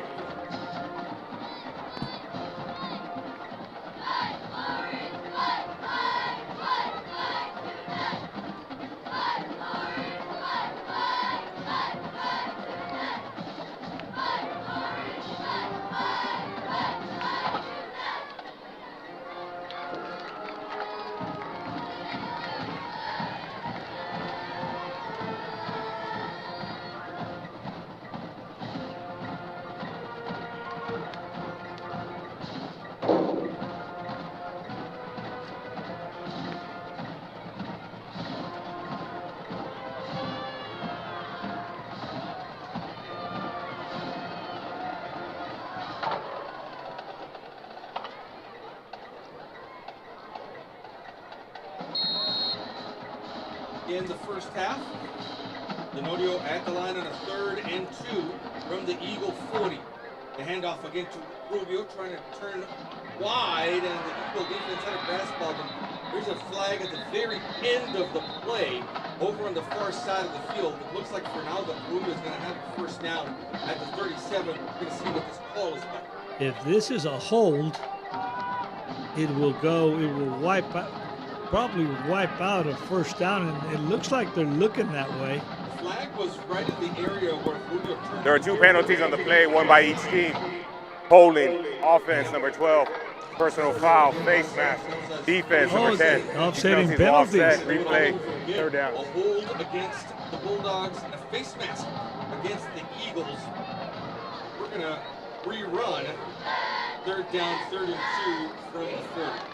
Well, it gives the Eagle defense an opportunity to maybe draw something up here, a quick blitz or something. We'll try a run blitz here. 4-man defensive front, linebackers close to the line. Man in motion. There's a whistle before the snap. And if this is illegal procedure, which it False looks start. like it is. 77 Wow. offense. 5 yards, still 3rd down. This penalty incurs a 10-second runoff. From the 45-yard. What a costly penalty, but it changes the complexity of this 3rd down. You're pretty much going to have to throw the football. Clock operator, please place 1-2-5 on the game clock. 1-2-5. Have all 3 of their timeouts. They can ball back to their offense. They are able to move the ball down the field, fill the clock at least 3 times. 3rd and 7 from the 45 for the Bulldogs, looking to convert here. 1:20 left in the first half. Denodio waiting for the snap, takes it there, drops back, steps up. Pass is caught by Rubio. They're going to have to try to stop him. Missed tackle there. Rubio's going to have the first down inside the 35 at the 34. He did stay in bounds though. We would figure he could try to head to the. I think he was more concerned about getting the first down than getting out of bounds. Absolutely. The ball is at the 34. First down for the Bulldogs for their 51 seconds left on the clock. The Bulldogs do have 1 timeout left. Denodio drops back to pass, looks left, has to step up. He's trying to run it himself. Here's a pass that is over the head of Rubio. That was kind of the way that the Eagles scored back here. That connection between Laredo and Flores, but Denodio unable to get to catch. Rubio in stride there. Ball is out of bounds. I thought that he kind of threw that ball after he was past the line of scrimmage. It looked that way. He ran quite a bit by that completion. The clock stopped at 41 seconds. Ball at the 34. Alexander can score here. They do get the ball back first. Don't want to give up that kind of momentum if you're the Eagle defense. Denodio from the near hash mark. Takes a snap. Looking downfield. There's a pass. It's incomplete. Over the head of the intended there. Yes, number 3, Rodrigo Garcia, was right there Tenorio kind of overthrew that pass a little bit, which helped the Eagle defense. Ball will remain at the 30. Clock stop. It's a 3rd and 10 now. From there for the Bulldogs, Eagle defense looking to stop them and prevent the Bulldogs from scoring before the end of the half. Key here is not to get beat deep. Every one of you, Bulldogs, you only have one timeout left. Quick pass, on down the middle of the field and still on his feet is the receiver Blanco. And Blanco's finally taken down inside the 20. Second charge timeout of the first half. Laredo Alexander. Injury timeout for the Eagles. So the Bulldogs are going to take a timeout. They've got one left. All of the 18-yard line with 28 seconds left. He's got to hand it to Tenorio. Did a good job of finding Blanco down the middle. He did. Good pass. Cardiology, orthopedics, rehabilitation, wound care, women's services, more. You're here. And if you face a medical emergency, we're ready for the Level 4 Trauma Center. To schedule an appointment, call 866-341-3362 or book online at FortDuncanMedicalCenter.com.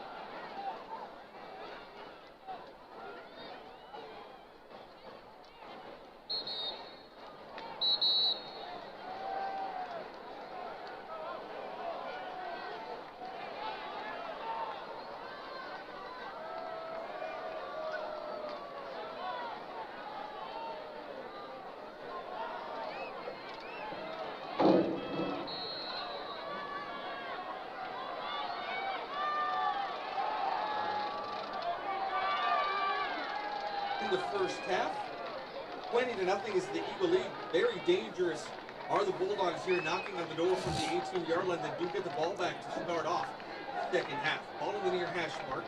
Tenorio takes the snap, looks left. Here comes the pressure. They're going to sack him back here at the 26-yard line. They're going to mark him down at the 25. The Bulldogs are going to have to call their last time out of the half with 20 seconds left. Excellent defensive pressure. Number 6, Anthony Paniagua, came with a blitz over from the left Last time out of side the first half. and a Alexander. direct line to Tenorio and sacked him. From the blind side, Tenorio never saw him coming, was looking off to the left for an open receiver. The Eagle defense did a good job of bringing the pressure there. That line collapsed to the right side of the offense, and Tenorio was sacked back here at the 25. You tell a young quarterback things you can't do. Situation, you can't take a sack, and you can't throw an interception. He did one of the two things you can't do. You tell him, if with this amount of time left, if it's not there, throw it away. Live to fight another day. Tenorio was swallowed up by the Eagle blitz there. And when they come back out onto the field now, it's going to be a second and about second and 17 from the 25. 20 seconds left. And now if you're the Eagles, you really have to keep everything in front of you. The Bulldogs cannot stop the clock anymore here in the first half. Tenorio from the near hash mark, waiting for the snap. On either side of the formation, he's going to make the call now. The offensive line, he does have Rubio on his left, man in motion to the top side. Here's the snap. Tenorio looks left, steps up in the pocket. Here comes the blitz, and he gets rid of it out of bounds down here on the near sideline. 5 seconds took off on the clock. 15 seconds left. It's going to be a third and long. Number 2, Alex Reese, Incomplete was pass. in the backfield, really put a lot of pressure on Tenorio. Get the feeling that Tenorio's Hearing footsteps. Hearing footsteps, seeing ghosts fly around him here late in the drive. 15 seconds left here in the first half. 3rd and 17. Bulldogs can still get a first down inside the 10. But again, if you're that Eagle defense, you've got to make sure that nothing gets behind you into the end zone. This situation, Bulldogs cannot stop the clock anymore in this half. Tenorio rolls right, rolls left, looking downfield, still looking for someone open. Lets the pass go. Gonzalez cannot make the catch at the 15, and it's going to bring up a 4th and 17 with 8 seconds left here in the first half. And it looks, for the moment, it looked like the field goal kicking team was coming out of the field, and now they've kind of held everybody up, and only the offensive line is waiting down here. Illegal forward pass. Bulldogs Offense. look like ready to go The penalty includes a 10-second runoff. This is the end of the first quarter. I'm sorry, first half. And that's the end of half. I have seen a lot of things, but I have not seen somebody not try to run another play. And They wound the clock. The Bulldogs didn't really need to call the play off for the clock. Had stopped because of the incomplete treatment. Looks like the Bulldogs told the officials, we're just walking out, we're going to take it down. We're going to use a fourth down. But the good news is, the Eagle defense held firm. It was a very dangerous drive at the end of the first half here. The Eagle defense was able to bend but not break to stop them inside the zone 20. The Bulldogs went as far as the Eagle 18-yard line. Madison held them back, and the Eagle defense pitched a shot on them. well, they did really, really well. I think both sides of the ball for the Eagle Pass Eagles in this first half, pretty much how they drew it up. And the game plan was well executed. But I think right now they've got the Alexander offense on its heels here. And I think Alexander will go into the locker room at halftime and come back with some major changes.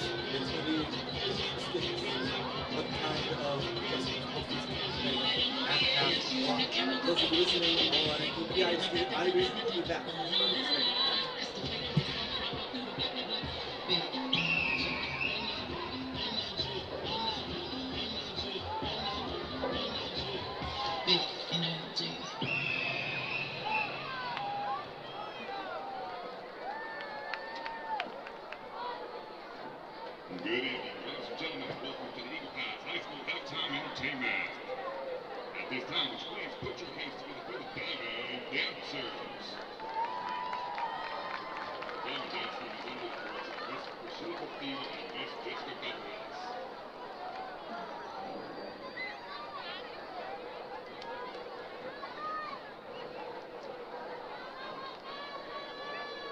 Diamond of the Week, Junior Amanda Alvarez.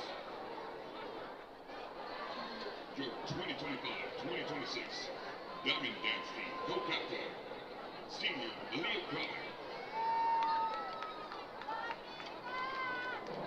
And your 2025-2026 Diamond Dance Team captain, Senior Dana Tamayo.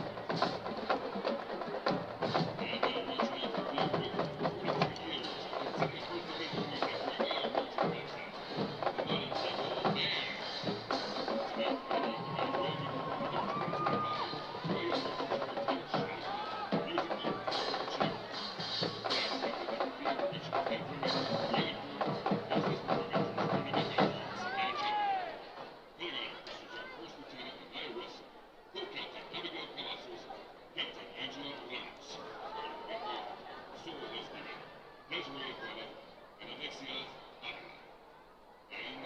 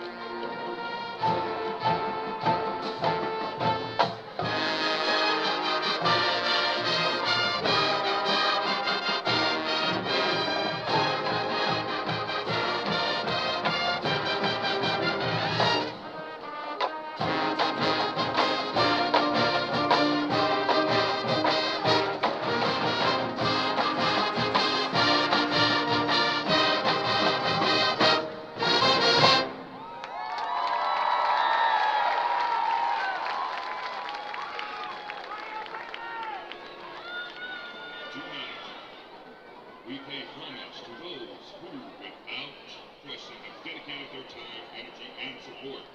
Tonight, we ask that the parents of the Mighty Eagle Band join their child on the field. As the parents make their way to the field, parents, on behalf of all the band directors and the music department, thank you very much. We appreciate you, we love you, and we thank you for your never-ending support.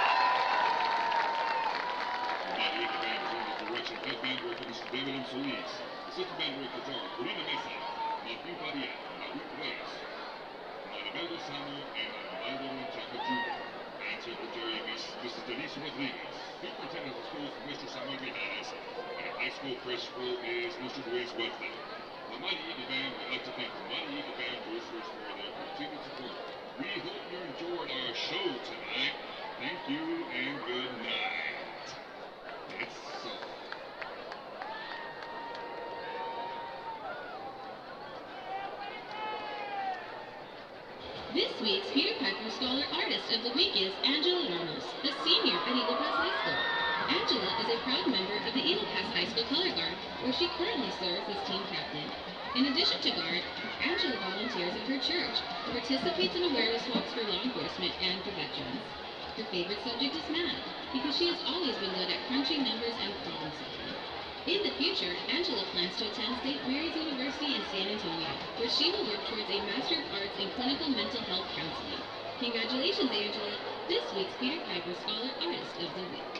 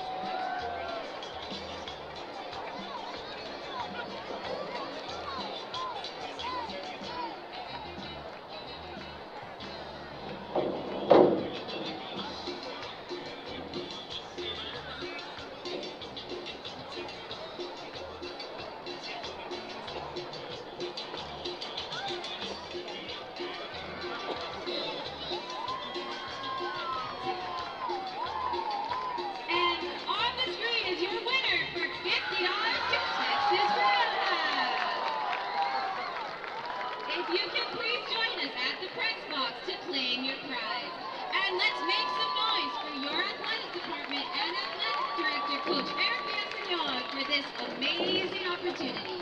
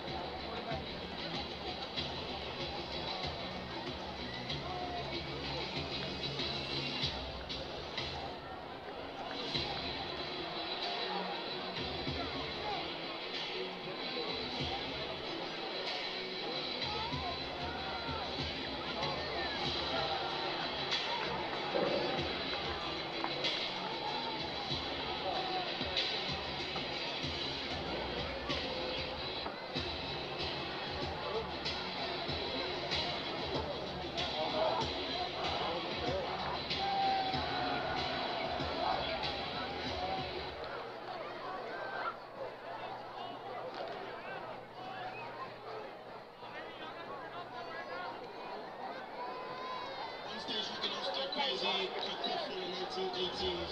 Coming nostalgic, lazy. None of that baby energy. Energy.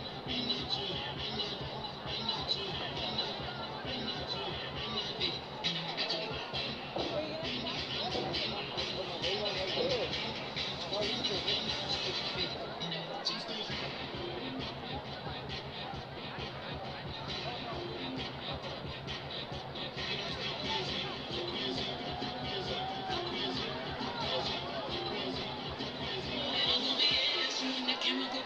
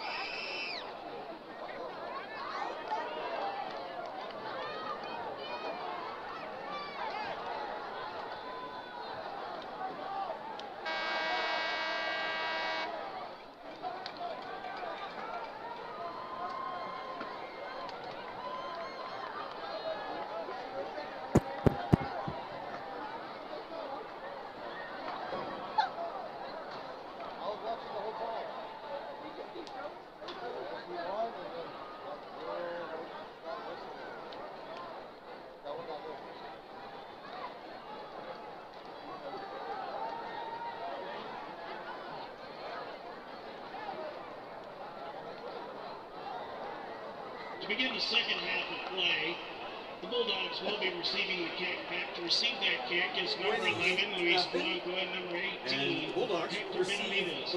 Kicking for the Eagles is number 35, Ivan Cruz. On your screen, Ivan Cruz will kick off here for the Eagles.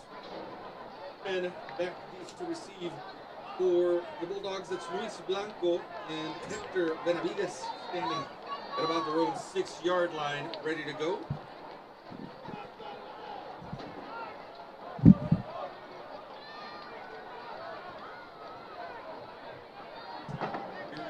Kickoff from Ivan Cruz.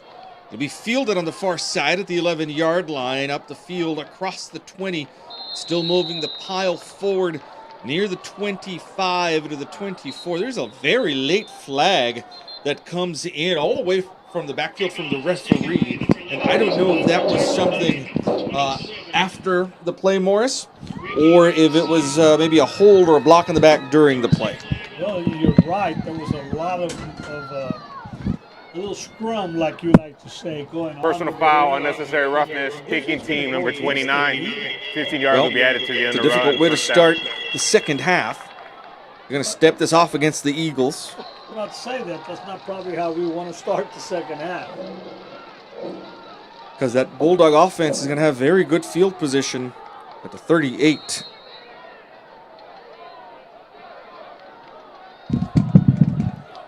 Here come the Bulldogs. Tenorio in the shotgun, takes the snap. Counter to Rubio. Rubio looking for some room on the left side of the line, finds it. And he's down at the 45 after a gain of 7. 2nd and 3 coming up. We had a little visit up in the booth during halftime from defensive coordinator Ricky Ruiz, who popped in and said they expect this Bulldog offense to come with a variety of looks here in the second half. Ball on the far hash mark. Delayed handoff to Rubio, but he's able to have enough room on the far side to make it a first down at the 49. You know, that play is designed to really hand off the ball to Rubio pretty late, so that Tenorio still has an opportunity to maybe keep the football. Maybe pull it back on that zone read and able to keep it himself. First down for the 40 at the 48. Ball on the far hash mark. Tenorio again accounting right there on the spot is number 6 for the Eagles. Anthony Paniagua with the tackle in the backfield all the way back here at the 43-yard line. A loss of 6. I was about to say that important for the Eagle defense to really keep Alexander off the board here in this opening drive. Ball on the far hash mark, 2nd and long. Trouble with the snap again for Tenorio. Steps up in the pocket, lets a pass go, and it's caught at the 45 and into Eagle territory. Down at the 40 is the receiver Luis Blanco, and they have a first down at the Eagle 40. We suspected that the Alexander offense was going to make some adjustments. They have, and they're on the move here. After a bad snap, Tenorio was able to pull that down and find Blanco downfield from the 40, 1st and 10 in the pistol formation. Tipped at the line, but still caught inside the 35 by number 12, Christopher Gonzalez. And again, quickly to the line are the Bulldogs with a 2nd and 4 from the 34-yard line. Very good catch. He stayed focused after the ball was tipped at the line. Eagle defense on their heels a little bit here at the start of the second half as the Bulldogs have come out with an up-tempo offense.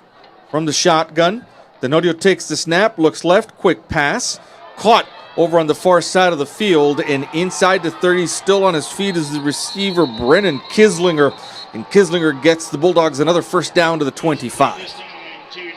So very quickly, Alexander almost inside the red zone here.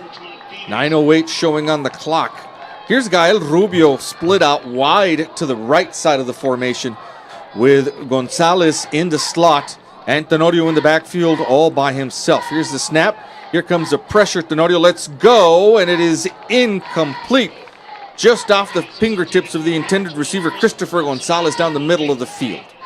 Number 1, Ryan Rea, was there on the coverage, and Tenoria's going to look for the middle of that field, you know, and I think we need to get more pressure on it. When they're pushing the ball far downfield, it's always up the middle. If they're going to test the outer limits of the Eagle defense, it's with short passes to the edges. Here's a handoff to Rubio. He's got lots of room as he turns the corner near the 20. Finally brought down before reaching the 20 at the 21-yard line. Good tackle there for the Eagles by Manny Fernandez, the linebacker, coming in 8:34 and counting in the third quarter. And the Bulldogs have now a 3rd and 8. Good job of stringing him out to the near side of the field. They did not let him cut the corner. Ball's at the 22-yard line. 3rd and 8 for the Bulldogs from there. Tenorio into shotgun with the ball on the near hash mark. Takes a snap, looks right, looking for someone open there. Has Gonzalez in the area, and that is a catch at the 11-yard line. Gonzalez had to go down and get it with the Eagle defensive back, Tristan Villaseñor, all over his back. And it's a first down for the Bulldogs at the 11. And the Bulldogs now knocking on the door here.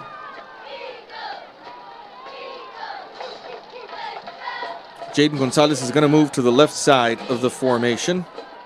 The man who just made that first down catch is going to be split out wide left. He's being followed by Tristan Villaseñor in one-on-one coverage over to the top. Tenorio from the right hash mark here to the near side. Takes the snap, hands off to Rubio. Rubio has room on the right side of the line, brought down by Manny Fernandez as he nears the 5, brought down at the 7. You know that the front 4 offensive linemen for Alexander they have really good size. They're pushing that Eagle defensive front around in a way that they did not do in the first half. So obviously some adjustments for the Bulldogs at halftime. 7:04 left in the third quarter. The Bulldogs are knocking on the door with a 2nd and about 6. Tenorio keeps the ball, rolls left, looking for someone. There's a flag. Tenorio slips inside the 5. I think this is going to come back as they're going to get somebody for a hold right as Tenorio hit it upfield up the left hash mark. Number 1, Ryan Rea, really was in hot pursuit of Tenorio. And maybe Holding.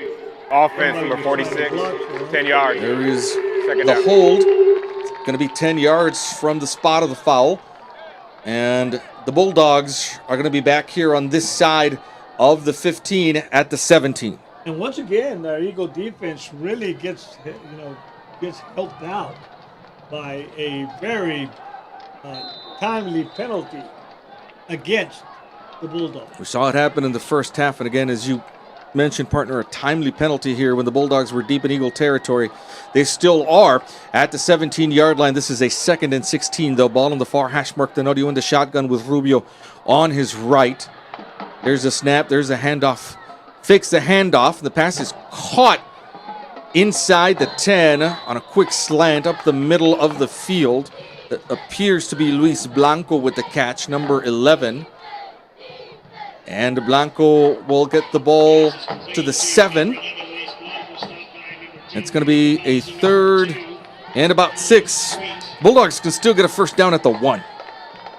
Well, do you think it's 4th down, two down territory here, 4th down? I think the Bulldogs will use 2 downs to get a first down here. 3rd and 6 for now from the 7-yard line in Eagle territory, heading towards the south end zone. Tenorio's in the backfield all by himself.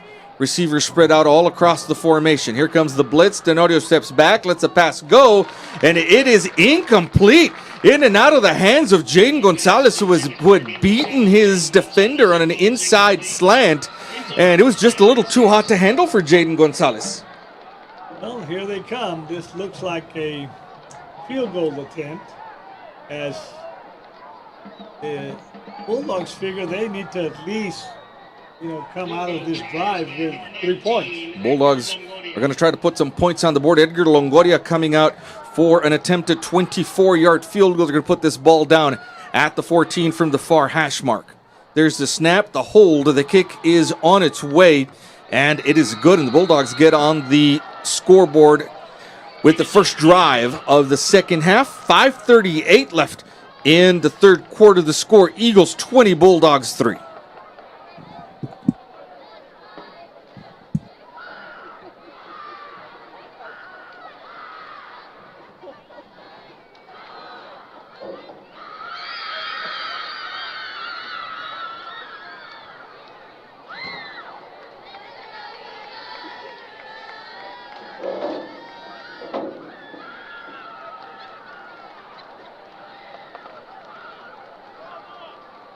Back to receive the kick for the Eagles will be number 8, Sebastian Velasquez, and number 20, Luis Flores.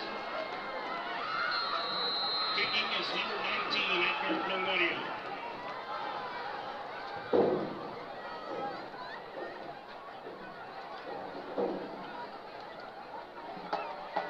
.538 left in the third quarter. Longoria, who just hit that 24-yard field goal, will now kick off. It is a short kickoff, fielded at the 23-yard line on the far side of the field. Still on his feet as a return man. Gets a good block at the 40, 45 midfield. Turns on the Jets into Bulldog territory. That's Rodrigo Gonzalez Garcia with the return, and he puts the Eagles in very good position here inside just inside Bulldog territory at the 48.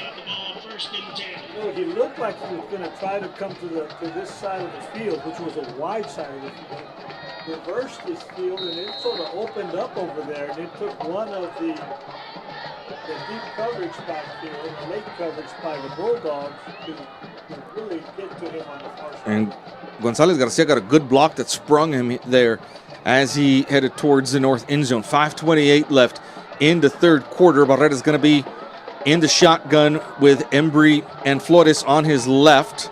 There's the snap. The handoff is to Embry. Bounces left, gets caught by the foot, and then the cavalry arrives for the Bulldog defense. No gain on the carry. 2nd and 10 now from the 48. Really, our timing was off on that play. I think Barrera looked up and realized that the play clock was down under 5 seconds, so he sort of hurried.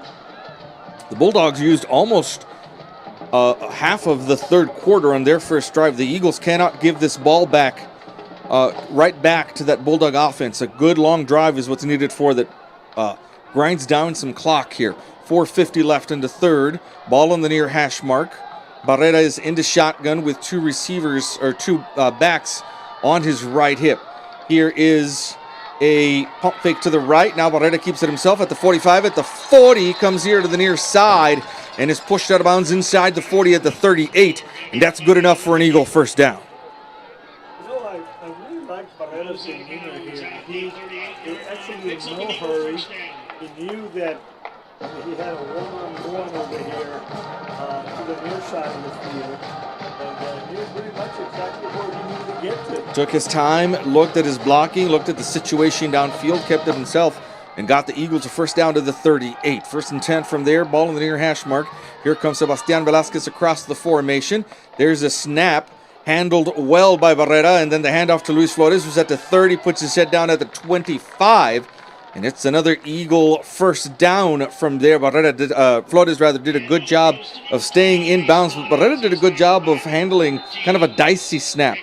Yeah, but we've got a man down here, and that is the defender that Luis Flores was going full blast when he hit him right into him. So Bulldog defender down at about the 25-yard line here on the near sideline, nearest to the Eagle side of the field. 4:26 left in the third quarter. Eagles up 20-3 and on the move here in Bulldog territory.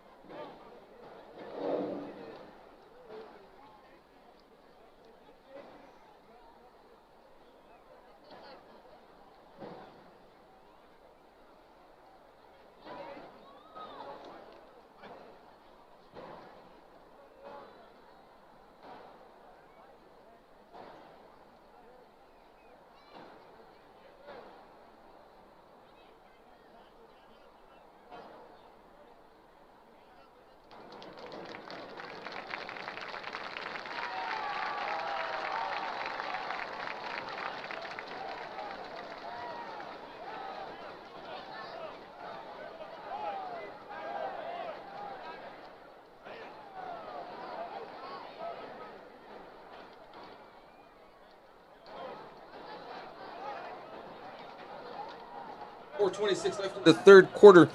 That's defensive back Ricky Carson, who's going to come off the field with what looks to be, at least at this point, a head injury, heading under his own power over to the far sideline. But more importantly, the Eagles have a first down from the 23-yard line.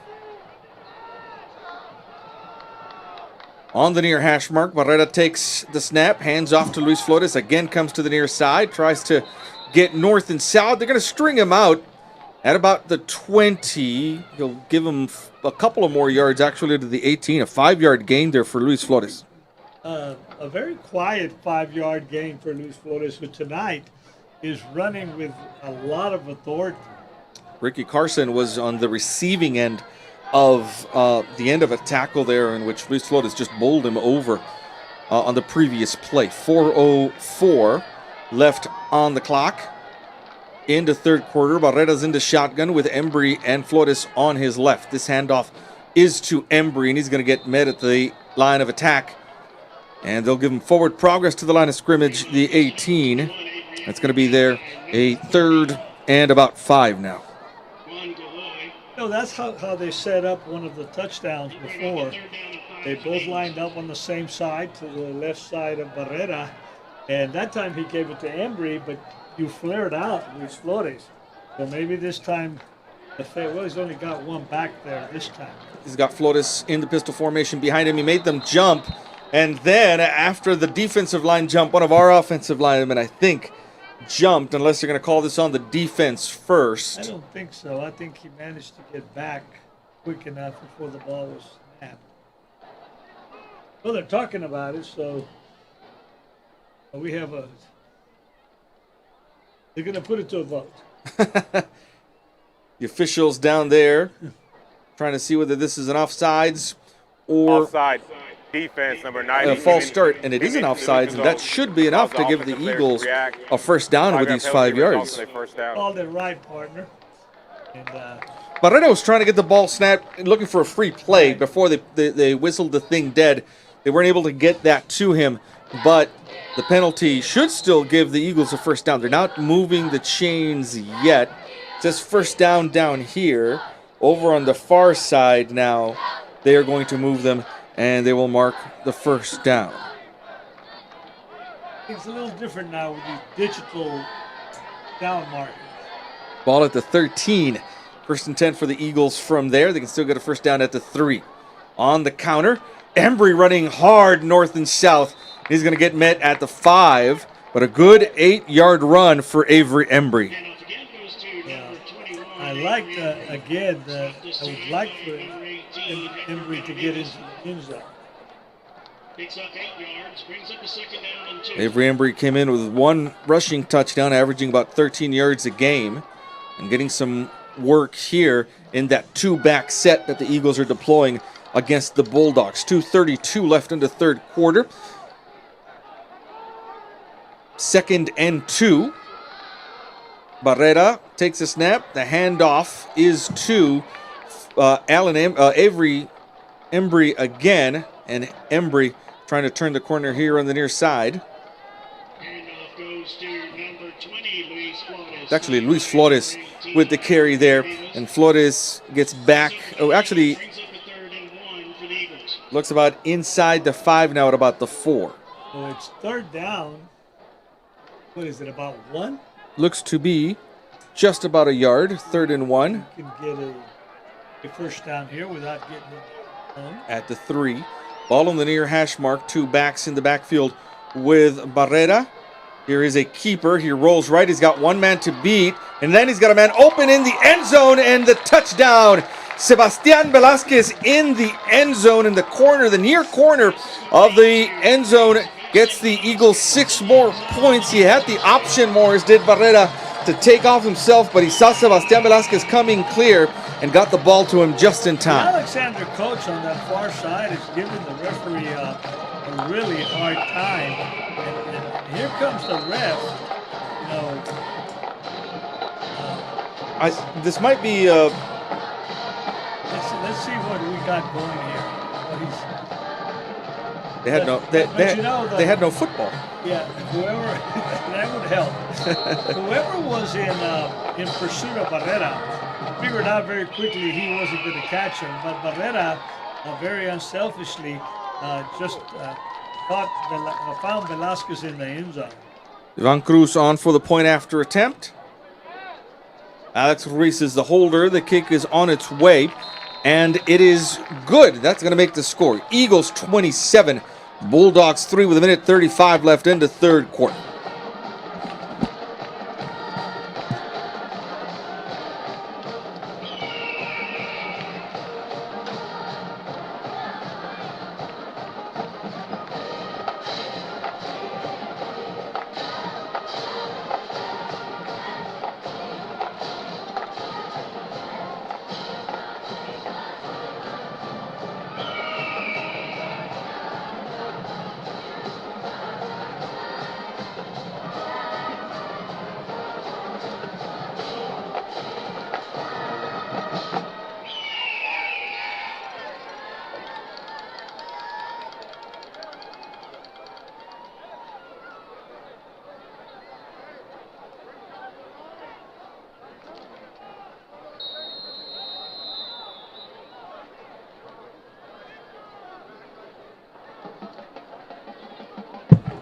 Minute 35 left in the third. The Eagles have scored another touchdown on their first offensive drive. They've answered that opening field goal of the second half by the Bulldogs, and the score now is 27-3. A 4-yard touchdown strike from Javier Barrera to Sebastian Velasquez. Here is a fair catch at the 35. Sebastian Velasquez came in with 573 receiving yards, averaging about 114 receiving yards a game. Came in with 4 touchdowns. He's added to that here in this game. 2 more touchdowns tonight. Eagles decided not to kick that deep, trying to maybe catch one of those front men for the Bulldogs by surprise. The ball's at the 35. That's where the Bulldogs will start from the far hash mark. Handoff on the counter to Gael Rubio. And the Eagle defense is right there to bring him down a yard behind the line of scrimmage. 2nd and 11 is going to be coming up with the ball at the 34. Coming in from the near side over here was number 24. That was Ricardo Martinez to make the tackle. We do have who I believe is a Alexander lineman down. At about the 36-yard line. They're going to attend to that young man. Will step away. Eagles are up 27-3.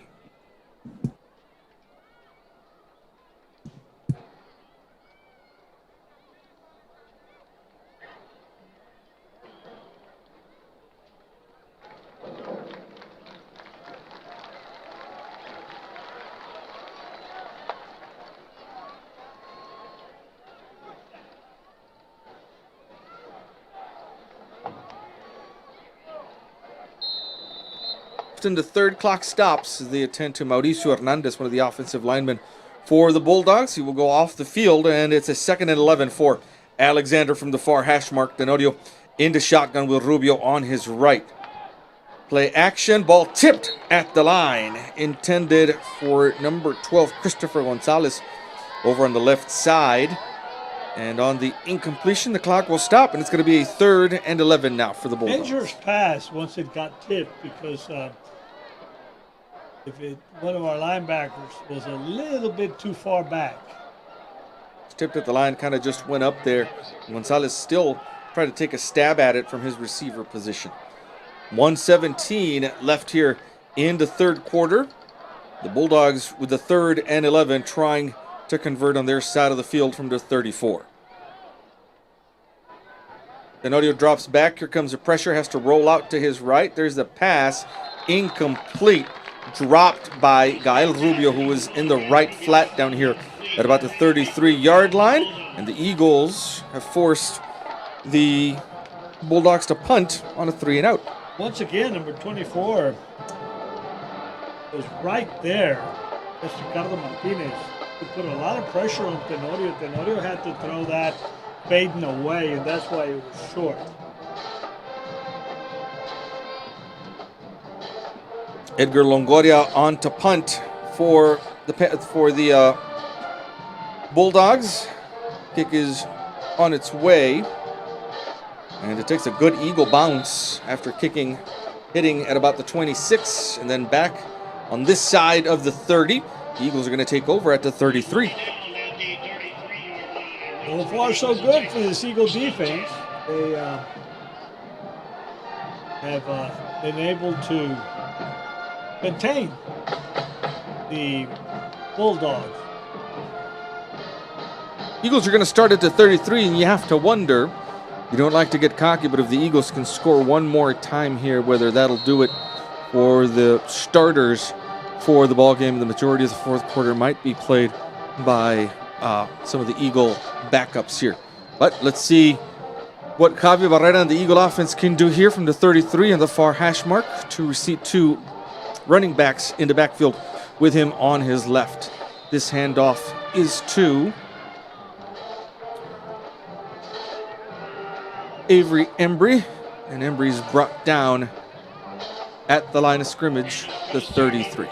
They continue to set up that run right there to the middle of the line and keep flaring out Luis Flores.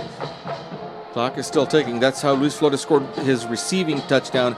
A little flare out to the left flat in the first half. 26 seconds and counting now. Eagles in no particular hurry, trying to grind some clock down in the second half. Barrera in the shotgun, takes the snap. The handoff is to Luis Flores, who bounces left and will be brought down for no gain at the 33. Well, most certainly now the Eagles are going to have to throw the football here. That's the end of the third quarter. Eagles go into the fourth with a 27-3 lead.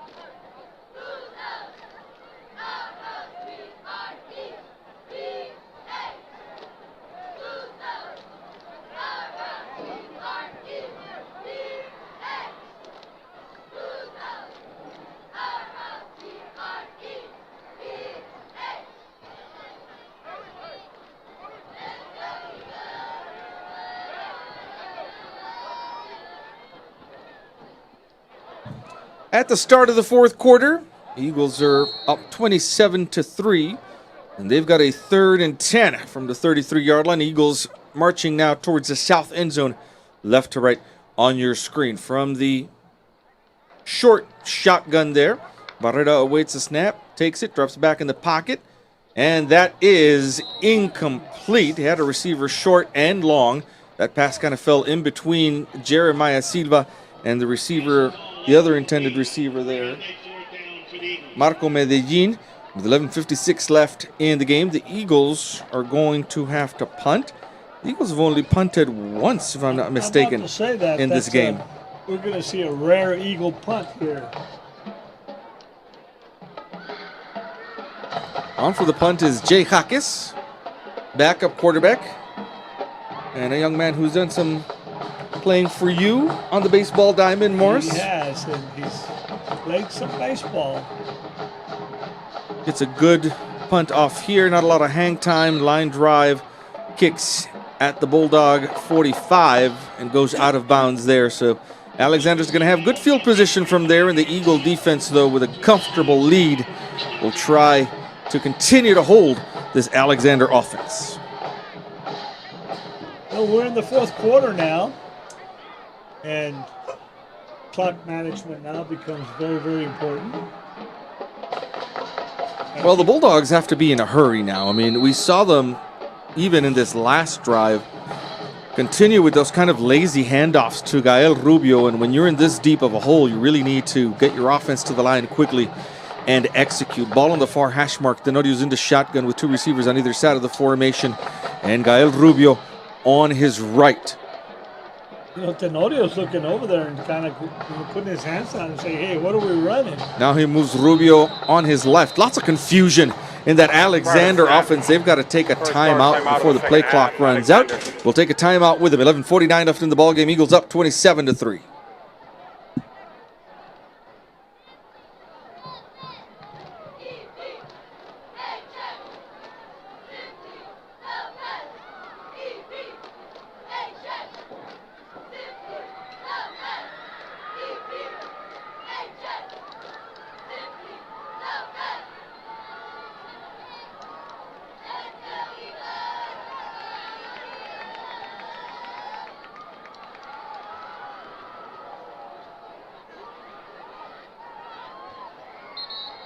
.49 left in the ball game after their first time out of the second half. The Bulldogs are back on offense here. Ball on the far hash mark. Tenodio's into shotgun with a blocker in front of Gael Rubio this time. They'll go in that direction. Rubio trying to find some room, trying to bounce outside, but he's brought down by Manny Fernandez here at the 45 for no gain.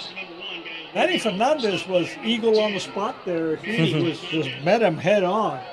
Plugged that hold up really well. Fernandez is a very short tackler. Once he gets his hands around you, it's difficult to advance any. After that, 11:26 left in the ball game now. 2nd and 10 for the Bulldogs in their own territory at the 45. Tenorio with Rubio in a pistol formation and a blocker on the left side of the line. Takes the handoff. Looks downfield. Jaden Gonzalez is in the area. Double covered, bracketed there by Tristan Villaseñor and another Eagle defender. And the ball slightly overthrown, falls incomplete. Not only double coverage, we had our safety go over there also. So you're looking at 3 orange jerseys running alongside the receiver. Jaden Gonzalez surrounded by Eagle defensive backs. 11:04 left as the clock stops on the incompletion, and now it's a 3rd and 10 for the Bulldogs from the 45.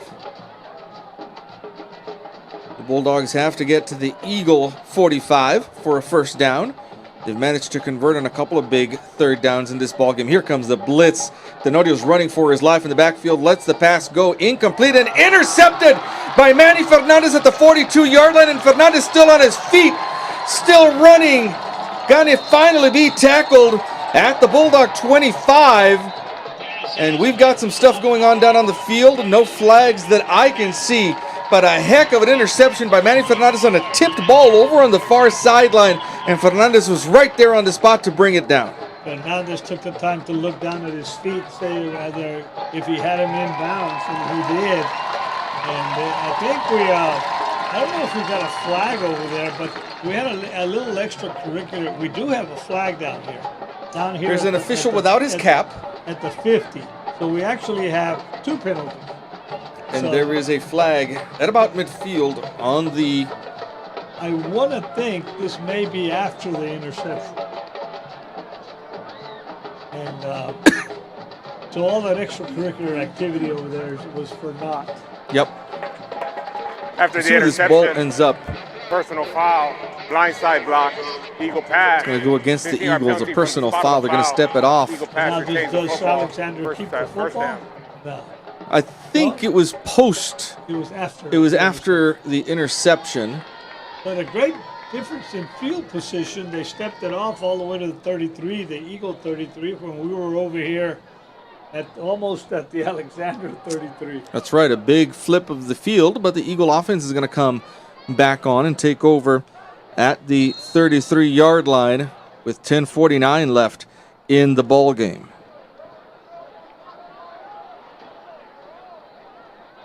And as we expected, I think that's Jay Huckes in the backfield now for the Eagles. In the pistol formation, Huckes takes the snap, hands off to Avery Embry, and Embry puts his head down and gets about a yard on the carry to the 34. So we did get the football, although not. Manny Fernandez sure did work hard to get it downfield, and flag wiped that out. But here comes, I'm expecting to see Barrera back in. Jake Hawkins is going to stay out there. I think Javi Barrera's night is done with a 27-3 lead.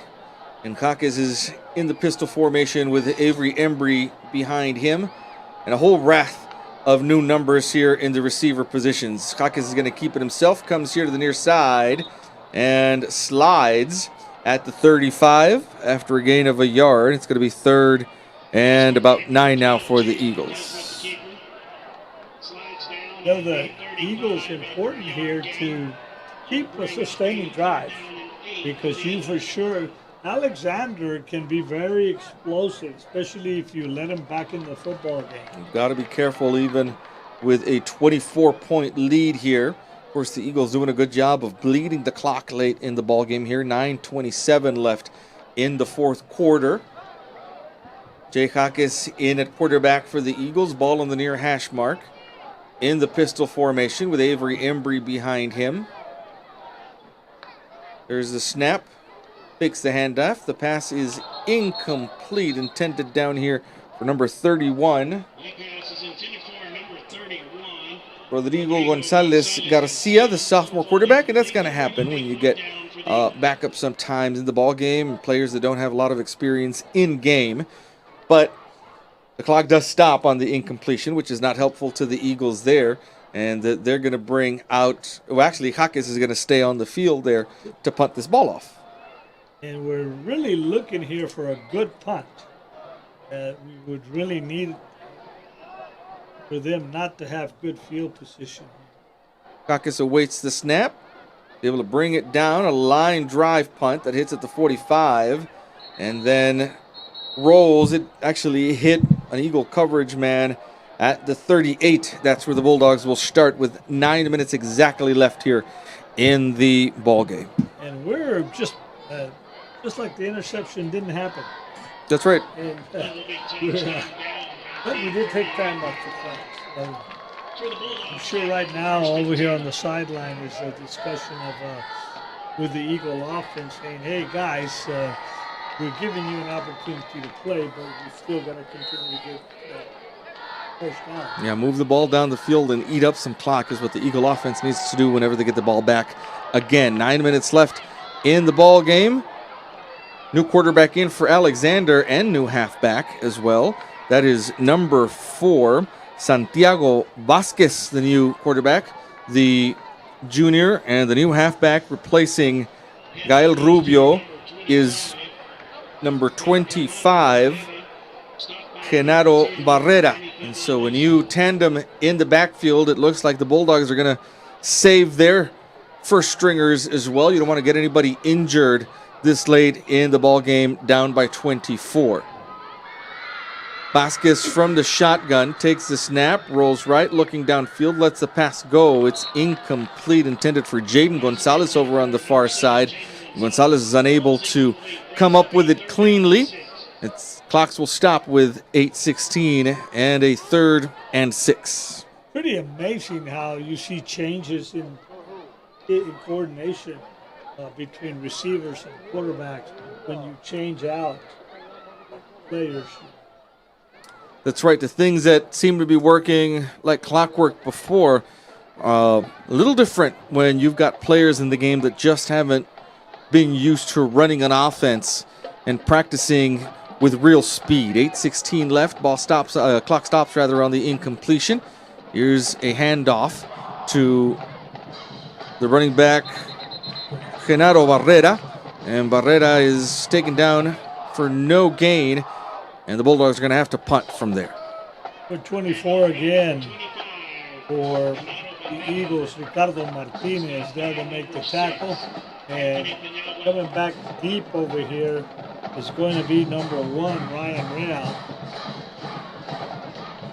Ball's going to be punted off by Edgar Longoria. Ryan Rea standing at about his 20 or so, maybe the 22. High snap. Longoria is able to get it down. High punt, fair caught at the 20, and at the very last minute, a dicey proposition there for Ryan Rea to be able to haul that in. But he does, and he's down at the 20. Ryan Rea saw 2 defenders coming at him and then signaled for a fair catch and then just barely fell in front to make the catch. It was pretty risky. With some Bulldogs in the area, Rea does a good job of hauling that ball in. And here comes Jay Jaques again with Avery Embry in the backfield with him. 7:33 showing on the clock. A nice long drive would suit this Eagle team just fine. Looking to move to 2-1 in district.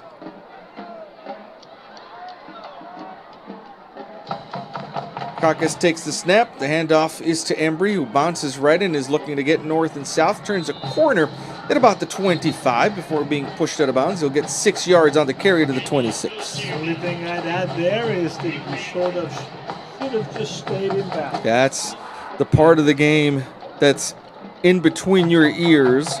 You've got to know the situation, and you've got to know that you got to keep the clock ticking. 7:21 and counting in the ball game. Ball on the near hash mark. Second and about 4 from the 26. Jaques in the pistol formation with Embry in the backfield. 2 receivers on either side of the formation. Still plenty of time left on the play clock. They're going to move a man in motion here to the near side. Jaques will take the snap. Straight handoff to Embry, who bounces right, and he's got room in front of him at the 45 midfield. Nobody's going to catch Avery Embry into the end zone for a 74-yard touchdown to make the lead Eagles 33, Bulldogs 3. Finally, we get Embry an opportunity to show his speed, and it looked like I wish I'd had a camera on him so I could see his eyes when he saw that green open up in front of him, and then he said, "Hey, I'm turning on the rockets here." That touchdown coming with 6:46 left in the ball game. A 74-yard touchdown run for Avery Embry. Well deserved after the game he's had in the backfield along with Javier Barrera and Luis Flores. Ivan Cruz on for the point after attempt. The kick is on its way, and it's good. The Eagle lead now 34-3 with 6:46 left in the ball game.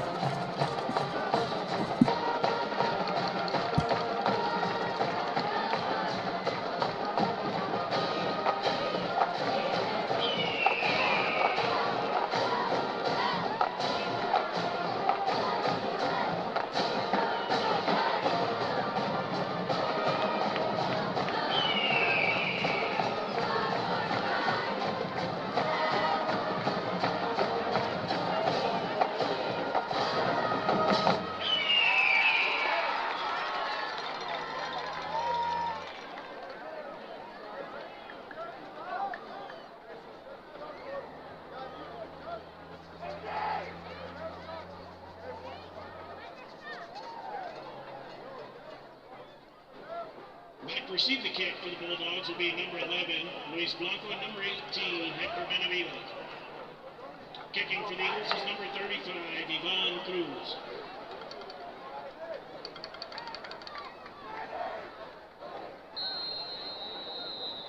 .646 left in the ball game.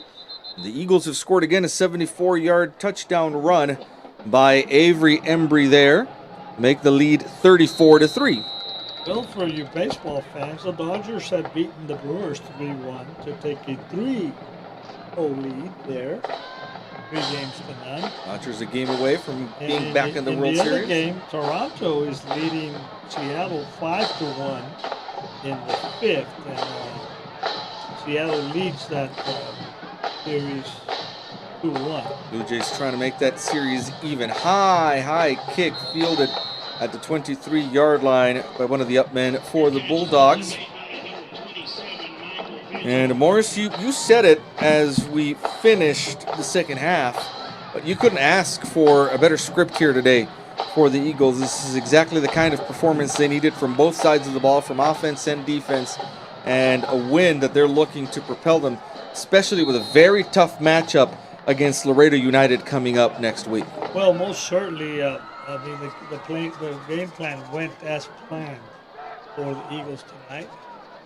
And they have executed it well on both sides of the ball. A loss of a yard on the carry there for number 25, Genaro Barrera. Ball is back here at the 26 now.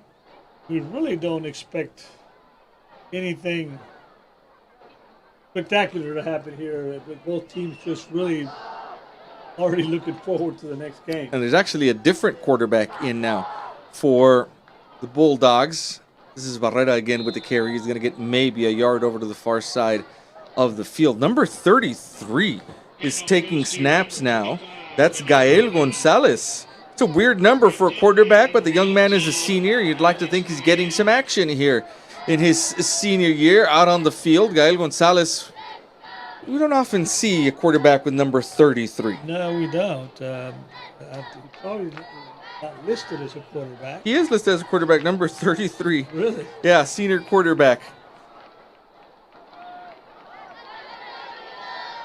Third and long here. The handoff again to Barrera, and he'll get this ball to the 30. Where it's going to be a 4th and about 7, and the Bulldogs will bring on the punting team.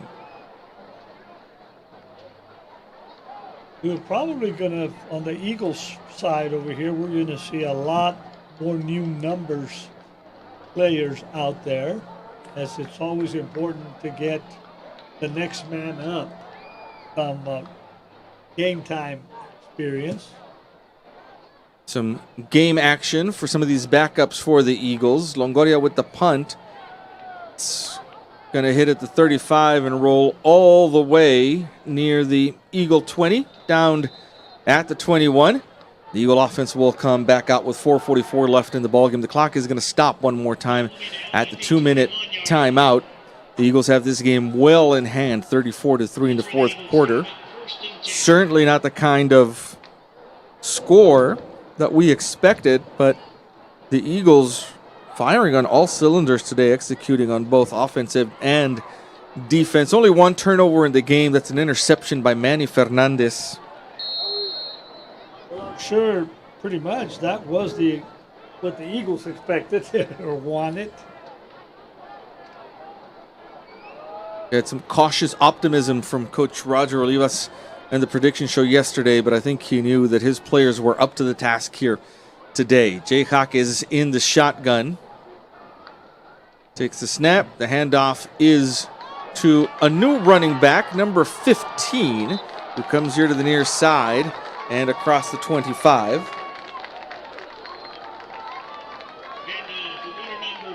Joey Galvan getting some carries now. And Galvan gets that ball, the 27. 2nd and 4 coming up for the Eagles with 4:16 and counting here in the ball game. And of course the Eagles are going to take these play clocks down to the very last second if possible on each play. Ball's on the near hash mark. Jay Hakis is in the shotgun. Again, the carry to Galvan, puts his head down and gets a yard to the 28. Handoff again goes to number 15, Joey Galvan. Stopped by number 52. The Eagles will have a third down. It's actually to the 29. The Eagles will have a third down from there. Third down in about 2 now. From the 29-yard line, if they can get to the 31, they'll get a fresh set of downs and continue to move this clock. Clock is ticking down, under 3.5 minutes left now. And, of course, the Eagles will take as much time as they can off of the play clock on each play. Clock is in the shotgun with Joey Galvan on his right. Takes the snap. There's the handoff. Galvan trying to turn the corner. Gets past one tackle. Puts up a stiff arm over there and is unable to outrun the coverage. But good job of staying in bounds by Joey Galvan, not running out of bounds, and the clock will continue to tick as the Eagle punting team comes on. He did stay in bounds, and I think we can have a little moment here to talk about tomorrow. Tomorrow is Mavericks here. Homecoming for the Mavericks.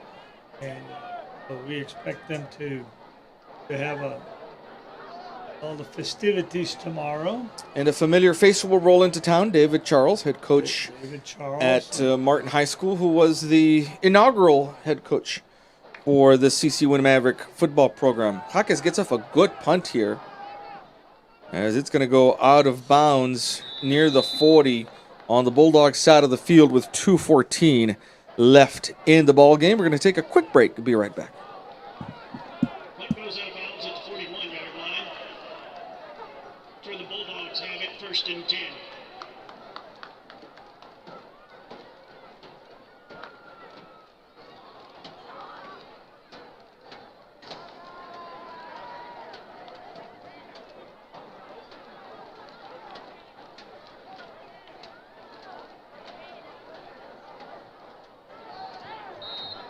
Be the last play before the 2-minute timeout, coming with 2:14. The handoff to Laredo. He's got room, and he's able to break a good run into Eagle territory at the 45. The Bulldogs are trying to hurry to the line to get one more play off before the 2-minute timeout, and they will not be able to. So 2 minutes left in the game. Here's the 2-minute timeout before the end of the game. Well, they're going to let this clock run, so no timeout. I guess with this score, they're just going to let the clock run. Barrera gets the handoff again inside the 40. He goes to the 39. Monday. And the clock continues to tick as the two teams down in the field have chosen by agreement to skip over that 2-minute timeout. And so the Bulldogs on the move here with the ball at the 39 on a 2nd and short. Barrera again with the carry. He's going to be brought down in the backfield for a loss of a yard. Jael de Hoyos, junior defensive tackle, with the stop. And it's going to be a 3rd and 3 now from the 40. Under a minute left now in the ballgame, 58 seconds. Quarterback Gael Gonzalez hands off to, actually with a keeper, and he's going to be brought down in the backfield all the way back here near midfield by West Finlayson, the junior defensive back, with the tackle. 4th down now. They're going to mark him down at the 45. It's going to be a 4th and 8, and the Bulldog offense is going to stay on the field. And we might not need another snap here, as it looks like the play clock is about 8 seconds ahead of the game clock. And indeed, no further plays in this game. That'll be the end of it. And as we count down the seconds, the Eagles move their district record now to 2-1 after this victory. 34-3 is the final score in a game that from the beginning was under control for the Eagles. Good execution on offense and on defense. The Eagle offense scored every which way, over the air and around. And of course, that Eagle defense pitching a shutout for all of the first half, only allowing 3 points, 24-yard field goal in the first drive of the second half for the Bulldogs, and that is about it. The Eagle defense is going to feel really good about themselves here going into that matchup next week on Saturday, partner, down in Laredo against the Longhorns, the United Longhorns. You and I are going to be there to cover that game, we hope.